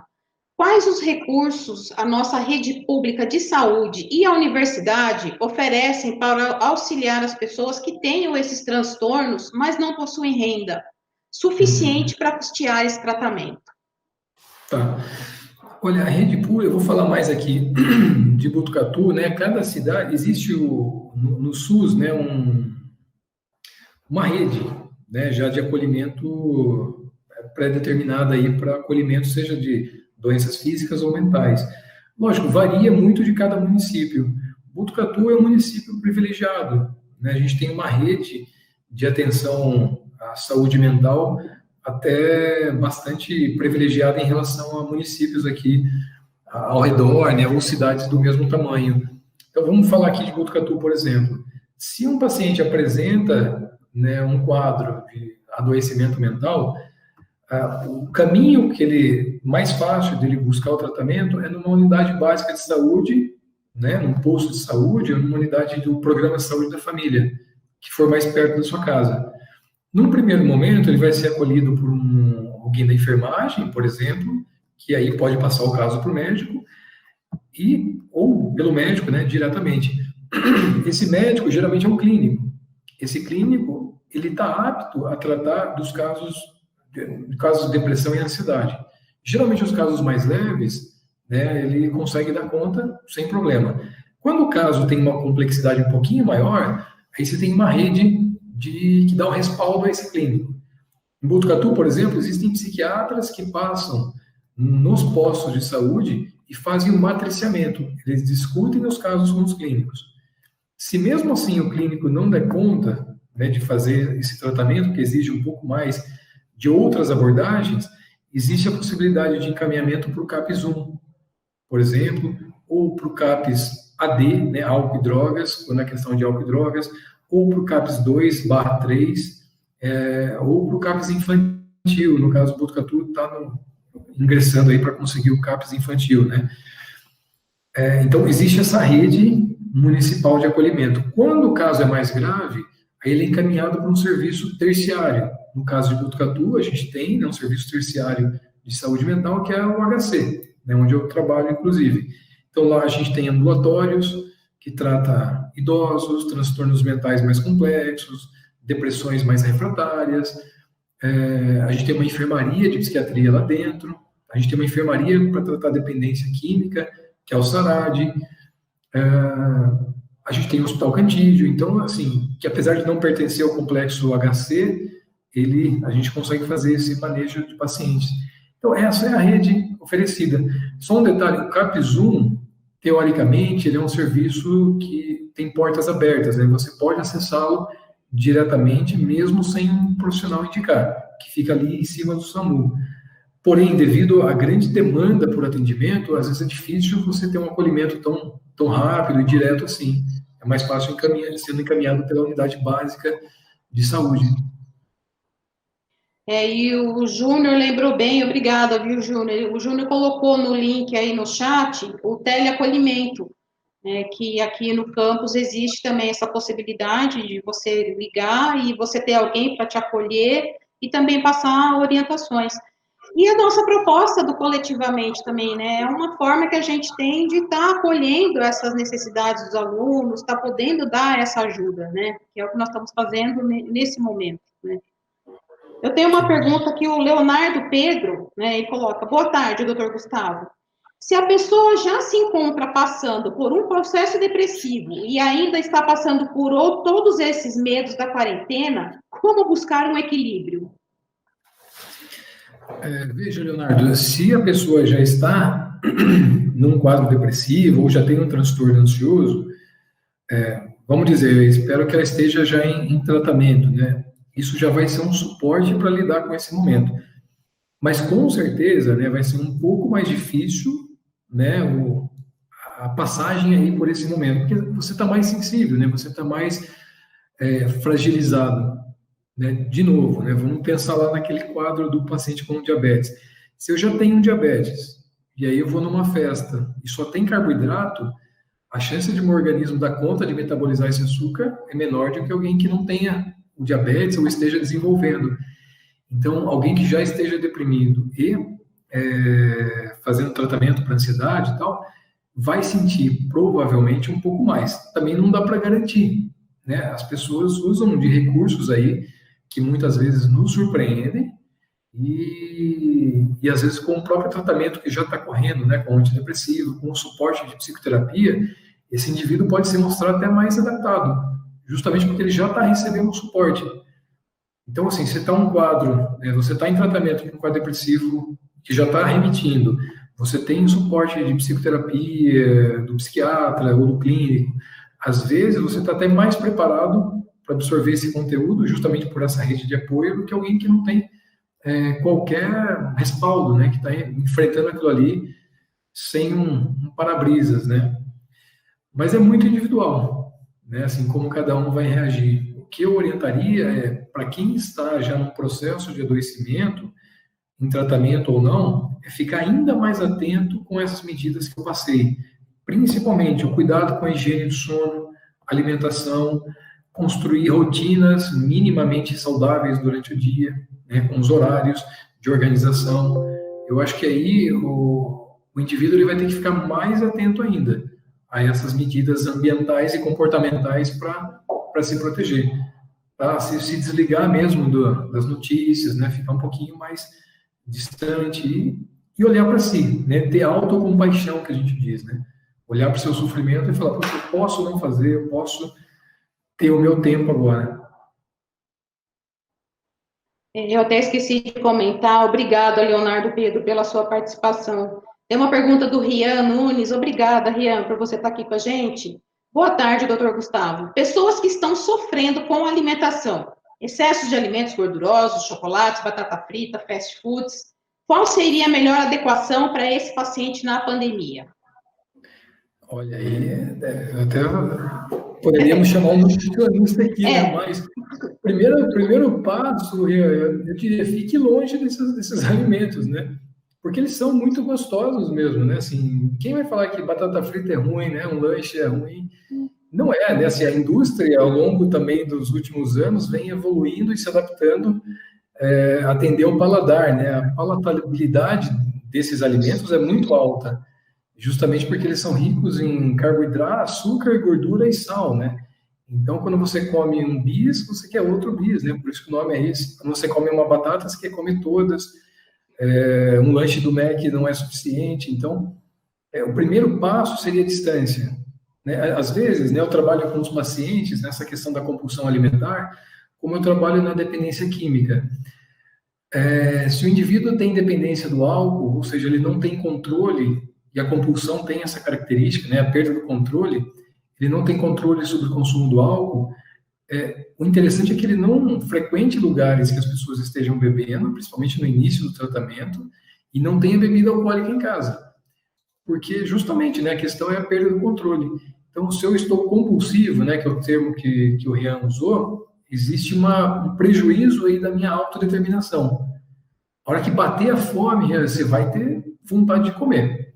E se tiver disponível ali, a chance de ter o controle é muito baixa. Eu não ficaria testando assim, né? Outra estratégia é não ficar longos períodos, a velha história, né? Não fique longos períodos sem comer. Por quê? Você já está estressado, o nível de cortisol já está elevado. Se você fica longo período em jejum, o cortisol eleva mais ainda. E o seu organismo se prepara para comer o que tiver na frente.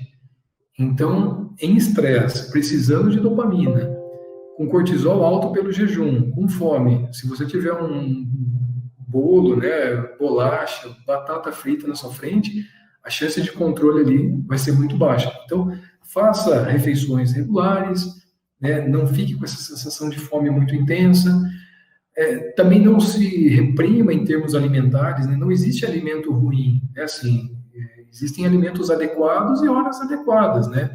Puxa, tomar sorvete é ruim? Não, não é. É possível tomar, mesmo dentro de uma alimentação.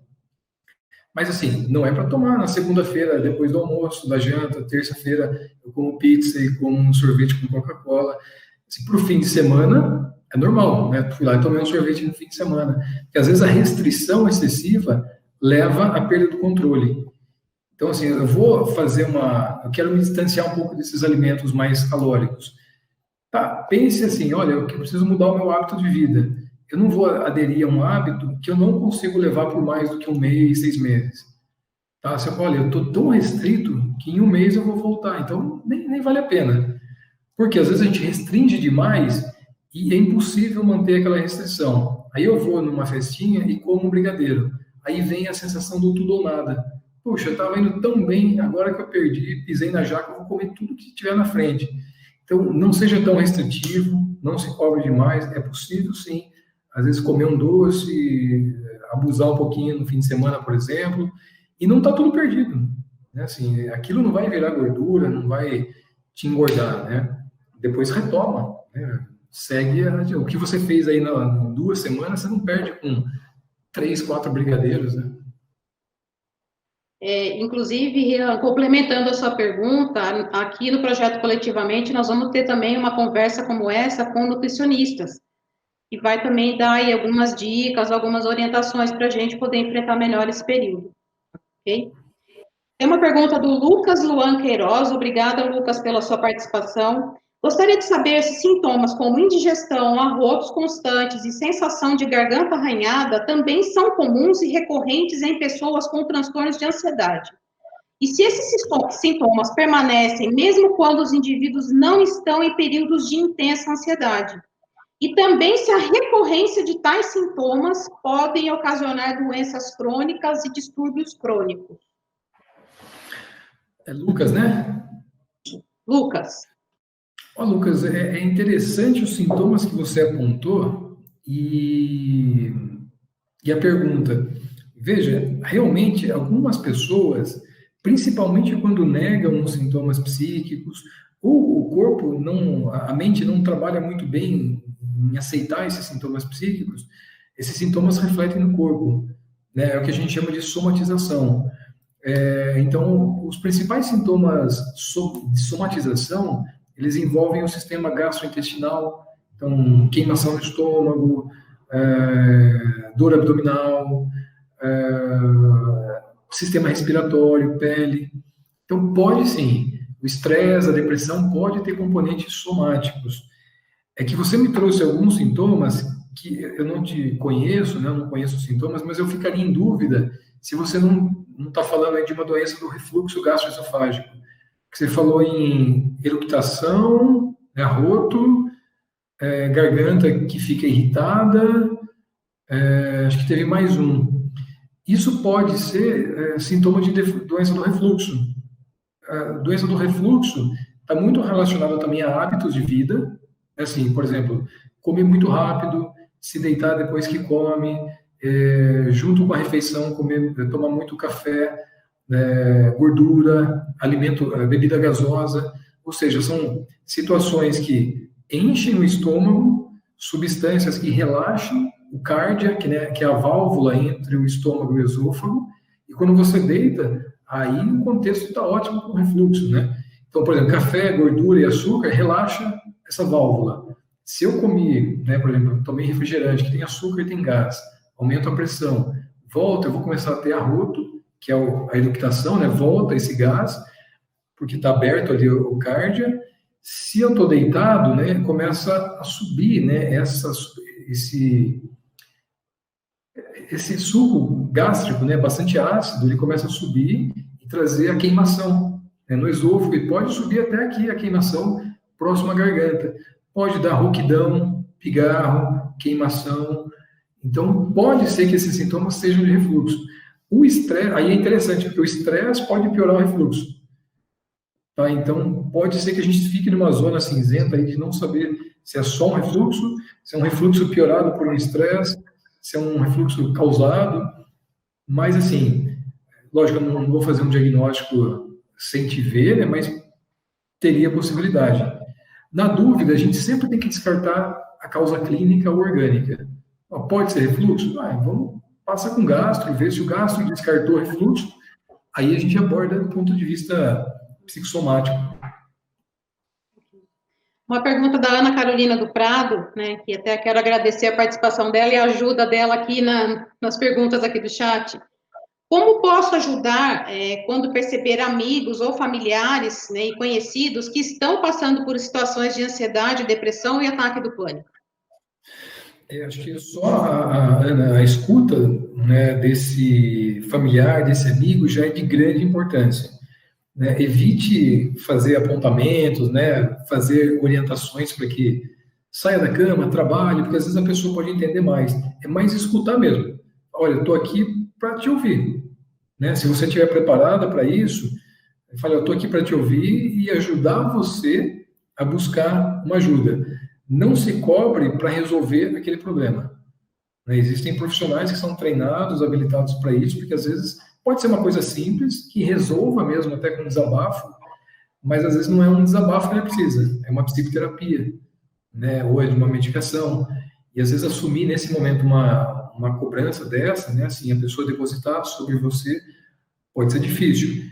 Mas, ó, dar escuta, né? Mostrar que você compreende e está acolhendo o sofrimento, que você valoriza esse momento, esse sintoma, e sugerir, né? Como a gente falou lá para a questão dos pais com os filhos, adolescentes, dar sugestões. Às vezes não é na primeira tentativa que o indivíduo vai acolher, mas é numa segunda, numa terceira, tá? Gustavo, acho que acolhimento e empatia, né? resumem bem também isso, né? Sem Pergunta dúvida. da... Desculpa. A Eduarda Ramos, obrigada, Eduarda, por sua participação. Como lidar com essa culpabilidade de não estar sendo produtivo e tendo bons rendimentos na faculdade em meio às disciplinas do ensino remoto? Essa é uma, eu até coloquei no slide porque é algo recorrente, né? A gente mesmo, né, enquanto profissional, né, vocês que são professores universitários, que têm uma demanda enorme por produção de artigos, né, a questão toda do ensino, tem estudos, né, que mostram, né, estudos que avaliam populações que passam por tragédias, guerras ou mesmo pandemias, né? A gente não está tão acostumado, né, mas, por exemplo, você pega a população de países mais pobres, né, na África, né, que passam pelo ebola, outras epidemias, eles passam isso que a gente está passando numa situação, num contexto territorial, né? Pessoas, né, em guerra civil também acabam tendo essa situação de isolamento, e é comum que o indivíduo, num primeiro momento do isolamento, seja por qual causa for, ele passa a se cobrar mais. Ele passa a querer produzir mais, ele começa a ver uma necessidade de manter a produção que ele tinha, ou às vezes até aumentar essa produção. O primeiro passo é reconhecer isso. Puxa, eu estou me cobrando do mesmo jeito que eu me cobrava em condições normais de temperatura e pressão, ou estou me cobrando até mais.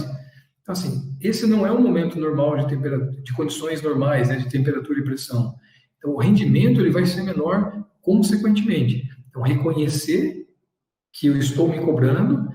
Um segundo passo, reconhecer e aceitar que o rendimento não vai ser. Evitar a comparação. Às vezes, vão haver colegas, né, ao seu redor que podem até estar naquela área da vida, por exemplo, conseguindo assistir todas as aulas, mas não estão conseguindo, por exemplo, lidar muito bem com a sua saúde mental, não estão conseguindo lidar com as questões da casa. Então, a não comparação ajuda bastante.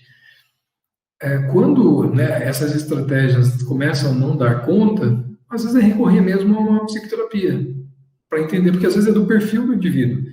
Pessoas que já são mais perfeccionistas, que já têm um perfil de autocobrança mais exacerbado, elas vão, nesse momento, ficar ainda mais angustiadas, né? O perfil universitário é mais ou menos esse. Pessoas que entraram numa universidade, principalmente numa universidade pública, um vestibular que exige mais, são pessoas que têm um perfil mais perfeccionista e autoexigente. Por isso conseguiram passar. É seleção artificial, né? Então, é reconhecer essas características, como você lida com a questão da cobrança pessoal e buscar estratégias aí, às vezes junto com um profissional ou não, para trabalhar isso. Tem uma pergunta da Marcela. Marcela, muito obrigada pela sua participação. É possível a retirada da medicação após tratamento, mesmo em casos moderados e graves de depressão? É assim, Marcela,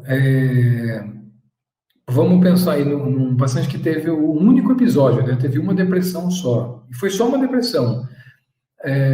A literatura, né, a evidência científica nos mostra que depois de 1 ano e meio, mais ou menos, 18 meses, da recuperação desse quadro, né, da remissão dos sintomas, é possível fazer a retirada do medicamento. Pacientes que tiveram mais do que 3 episódios de depressão maior, geralmente você tem que manter mais tempo, 3 anos ou por tempo indeterminado. Por quê? Essa sinapse, ela fica mais fragilizada. Aí, né, a gente pode pensar em várias situações. Existem estudos que tentam associar perfis genéticos à vulnerabilidade à depressão e ansiedade. Então, talvez uma pessoa que tenha tido vários episódios depressivos, ele já teve por ter uma vulnerabilidade maior a essa doença. Então, é necessário, às vezes, manter o remédio aí por tempo indeterminado. Volto no diabetes. Né? O indivíduo que tem o diabetes do tipo 1, ou seja, que tem um perfil, um caráter genético, né, do adoecimento, esse vai precisar mesmo, né, fazer o uso de medicações hipoglicemiantes e insulina, mesmo com mudanças do estilo de vida. O diabetes do tipo 2, se ele aderir certinho ao estilo de vida e tal, é possível até que ele tire os remédios. né, com perda de peso e tal. A depressão funciona mais ou menos nesse sentido, a ansiedade também. Depende do perfil, né, da personalidade, né, das condições ambientais. Então, como a gente colocou aqui no título dessa aula, é aspectos biopsicossociais. Quando eu falo no remédio, eu estou intervindo no aspecto biológico, né, na recuperação da sinapse. Se questões psicossociais não são favoráveis, pode ser que essa depressão tenha mais dificuldade para remitir. Então, questões sociais, que a gente está vivendo, por exemplo, né, uma situação de estresse. Questões psíquicas, às vezes, tem a ver com a personalidade. É isso que a gente falou na resposta anterior. Um indivíduo que se cobra mais numa situação de pandemia, ele acaba ficando um pouquinho mais vulnerável a sintomas, porque é um perfil psíquico mais propício ao sofrimento diante de uma condição social desfavorável, tá? Mas não necessariamente vai cursar com uma doença mental. Ele pode ter mais sintomas e lidar com isso. Então, o remédio é possível e devemos tentar a suspensão dele, sim. Chegou uma pergunta no WhatsApp, a pessoa não quer se identificar, ela agradece a excelente palestra e nós agradecemos a você que nos mandou essa pergunta. Se possível, ela gostaria de saber sobre o uso da melatonina associada a antidepressivos. Existe alguma contraindicação? Eu ia perguntar o nome, mas é anônimo mesmo, né? Então, não há contraindicação do uso da melatonina com nenhum antidepressivo, né? Assim, a melatonina é extremamente segura, né, para fazer o uso. A melatonina, ela não é um fármaco, né, usado para sedar, apagar o paciente. Ela vai ajudar na indução do sono. Então, a gente vai tentar criar um ambiente para que esse cérebro, né, como eu disse, ele entre nessa hibernação, né, à noite, oferecendo esse hormônio que ele mesmo deveria produzir. Então, a melatonina é interessante para aquele paciente que tem um relógio biológico desregulado. Ele até consegue pegar no sono, mas é muito tarde. Ele consegue dormir lá pelas 3 da manhã e acorda às 10. E é um sono normal, descansa, relaxa. Então, o que a gente tem que fazer? Rever a higiene do sono. Sempre o primeiro passo. Quando eu vejo um paciente com insônia, eu tenho que entender o que está causando essa insônia. Por que esse cérebro, que deveria conseguir dormir normalmente, não está conseguindo? 80% dos casos é secundário. Ou pode ser ansiedade, depressão, ou má higiene do sono. Fica no celular até muito tarde, no computador, faz exercício muito tarde, toma café, né, não tem condições ideais. Então, eu acerto as questões da higiene do sono, e aí a gente pode colocar a melatonina para simular a liberação normal desse hormônio. Ela deve ser usada aí em torno de 1 hora e meia antes do horário de dormir, justamente porque é quando o cérebro libera essa substância naturalmente, e pode sim ser usada com muita segurança com antidepressivos. Hoje existem alguns medicamentos, né, que já chegaram no Brasil, chegou, né, no Brasil no ano passado, que é até mais potente que a melatonina, né? Tem 8, 10 vezes mais potência na ligação com o receptor de melatonina do tipo 1 e 2.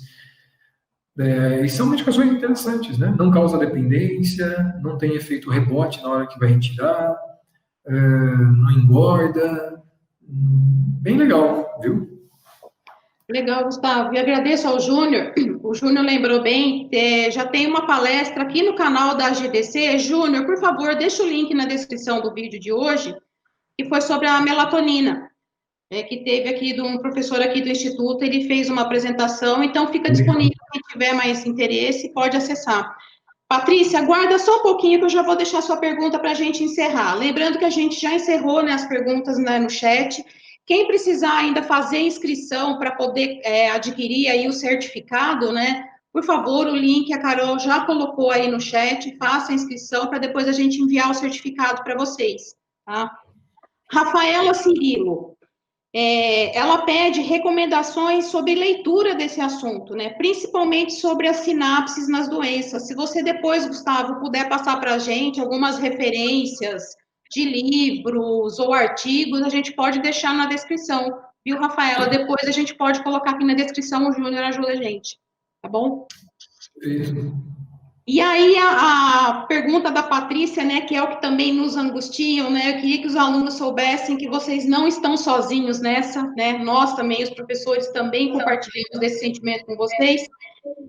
E o que a Patrícia nos pergunta, né, dicas, né, para os alunos e professores, para a gente poder enfrentar esse momento das atividades remotas. Ô, Patrícia, acho que, né, e realmente aí é a grande questão, né? Cada um está vivendo uma situação diferente, né? Um enfrentamento diferente, mas a travessia a tempestade é a mesma para todo mundo, né? Cada um vai estar no seu barco, né? Cada um vai ter a forma de dirigir o seu barco, de içar a vela, de ligar o motor. Eu acho que o que é mais importante para esse momento é essa questão de identificar as suas possibilidades e as suas limitações. E diante da identificação dessas limitações, não querer avançar além delas. Elas são limitações. Não dou conta, não consigo. E aí é pedir ajuda para a rede de colegas, seja dentro da universidade, seja em casa, né? Conversar com as pessoas realmente que você está sentindo, o que está sentindo, para que elas se tornem mais tolerantes também. E dentro das possibilidades, aí sim, talvez trilhar os caminhos, né? Puxa, olha, eu sou professor e estou conseguindo aí lidar bem com a questão de montar aulas online, isso me faz bem. Então vamos caminhar nesse sentido, investir um pouco a energia nisso e deixar de lado aquilo que não está conseguindo. Então a gente vai ter que ser muito mais seletivo nesse momento do que a gente deveria ser no nosso dia a dia. Né, vocês, principalmente enquanto professores universitários, né, tem uma gama enorme de tarefas a serem feitas, né, e é muito difícil ser seletivo, e isso é um ambiente que traz sobrecarga e estresse. Os alunos também, né, ficam aí num momento da vida que tem, e a gente vê muito isso, né, a cobrança da faculdade, as questões financeiras, as questões da família, e também é uma fonte enorme de estresse. O que eu posso resolver, eu vou resolver. O que não dá para resolver, esquece. Eu tenho trabalhado muito com os meus pacientes e comigo mesmo, uma fala até do NA, né, dos Narcóticos Anônimos, que é só por hoje. Não dá, a gente não, assim, é tão dinâmica a situação que a gente está vivendo, que o máximo que a gente pode ter de certeza é o que está acontecendo agora, aqui nessa aula, nessa discussão. Se essa pandemia vai durar quanto tempo, se vai ter vacina, se vai voltar às aulas do jeito... Olha, é tudo perspectiva, né? Assim, então não adianta também eu sofrer de uma forma antecipada por algo que eu não tenho minimamente a certeza. Pode ser que eu seja muito mais favorável do que a gente imagina, pode ser que não. Então, acho que ser seletivo, reconhecer as limitações, identificar as possibilidades e um dia de cada vez, né? Tudo na vida, né? Poxa, o que eu tenho para fazer hoje? Vai ter uma aula amanhã, consigo dar uma estudadinha aqui no tema, pelo menos para me inteirar. Vamos lá, é isso que eu tenho que fazer hoje. Arrumar a casa? Não vai rolar. Né? O que eu consegui arrumar, já arrumei. A minha família está cobrando a minha participação na reunião de WhatsApp à noite. Olha, infelizmente eu não consigo, não dou conta. Então, acho que essa é a dica que dá para ter nesse momento. Gustavo, muito obrigada. A gente está recebendo bastante mensagens aqui no WhatsApp também, que foi muito proveitosa essa conversa com você aqui hoje, as suas explicações. Agradecemos demais a sua contribuição aqui para o nosso projeto do Coletivamente. E uma coisa que eu guardei, né, da sua apresentação, que você disse, né, bons medicamentos para a vida. Boa alimentação, boa higiene do sono e atividade física. E são os temas que a gente vai abordar aqui no projeto do Coletivamente. Então, turminha, fiquem atentos às nossas redes sociais, a gente vai divulgar nossas próximas atividades, a gente está agendando com o nutricionista para conversar sobre uma boa alimentação, né? Quais os cuidados que a gente tem que ter nessa pandemia, porque, né, como o Gustavo já mencionou, né, o apetite fica alterado, enfim. Nós vamos abordar tudo isso. A gente agradece demais a participação também de todos que enviaram as perguntas, que assistiram aqui à apresentação do Gustavo. A gente pede a vocês que, por favor, se inscrevam no canal da Agência de Divulgação Científica e Comunicação aqui do Instituto de Biociências, ativem o sininho para vocês receberem as notificações quando a gente entrar ao vivo, quando tiver alguma outra apresentação, tá? A gente pede também que vocês, se possível, curtam o nosso vídeo, né? E mais uma vez, em nome de todo coletivamente, Gustavo, a gente agradece, né, a sua participação aqui hoje. A gente vai sim conversar sobre uma nova apresentação sua sobre a questão do uso aí de álcool e outras drogas, né? Enfim. E é isso, pessoal. Muito obrigada. Obrigada, Júnior, por todo o suporte aqui atrás, né, para poder fazer essa live acontecer. Obrigada, Carol, aqui também me auxiliando nas perguntas no chat, né? Muito obrigada a todos. Boa tarde. Obrigado.